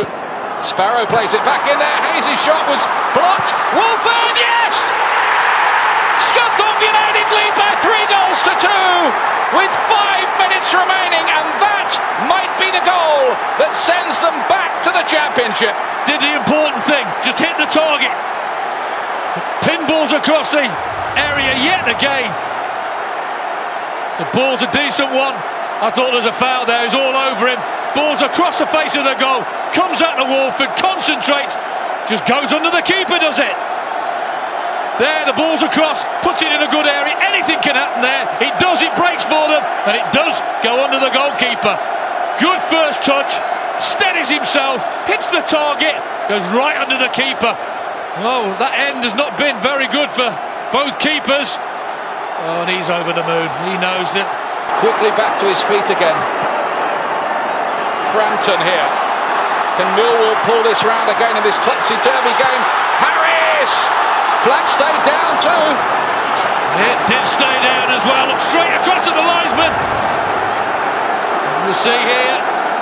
Well, that's so close. I'm not so sure that was offside.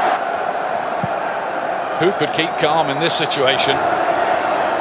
Certainly not the crowd. Alexander couldn't quite bring it into his stride. Anywhere would do. Now Murphy wanted that, but I think there was a sign of the impossibility of calm, wasn't it? He kicked it out of his hands almost. Take no chances, just kick your goalkeeper if you have to, if he gets the ball away. See, look how deep they are, in their own box. Another throw of the dice from Millwall.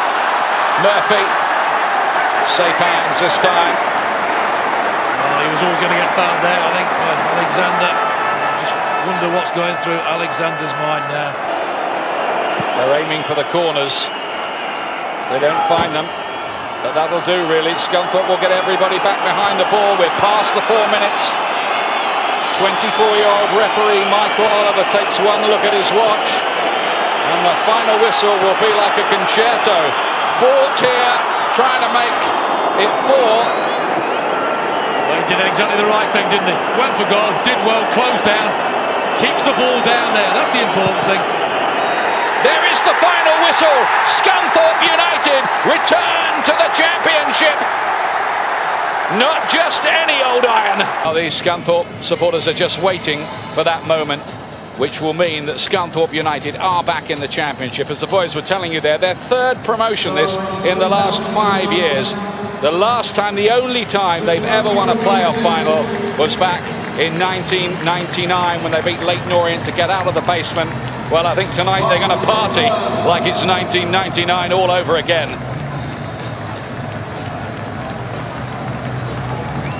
Cliff Byrne, who gets married this summer, gets, well, an early present, doesn't he? That trophy here that he's going to lift. A great moment in his career and for the career of all of those players. In what's been a terrific game here, they have taken Scunthorpe United, little Scunthorpe, back into the second tier of English football. A club who 5 years ago were 90th in the Football League. Just shows the progress they've made. And they should enjoy every second of this success, because to come back from 2-1 down and just snatch the game after losing here to Luton is absolutely magnificent. Quite rightly, they're all taking a turn at lifting that piece of silverware.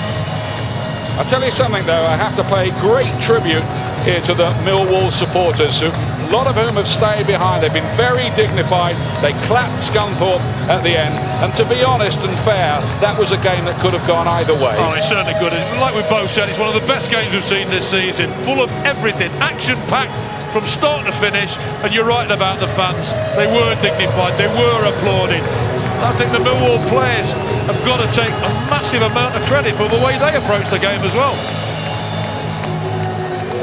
But desolation for them. Just, well, tears for souvenirs, really.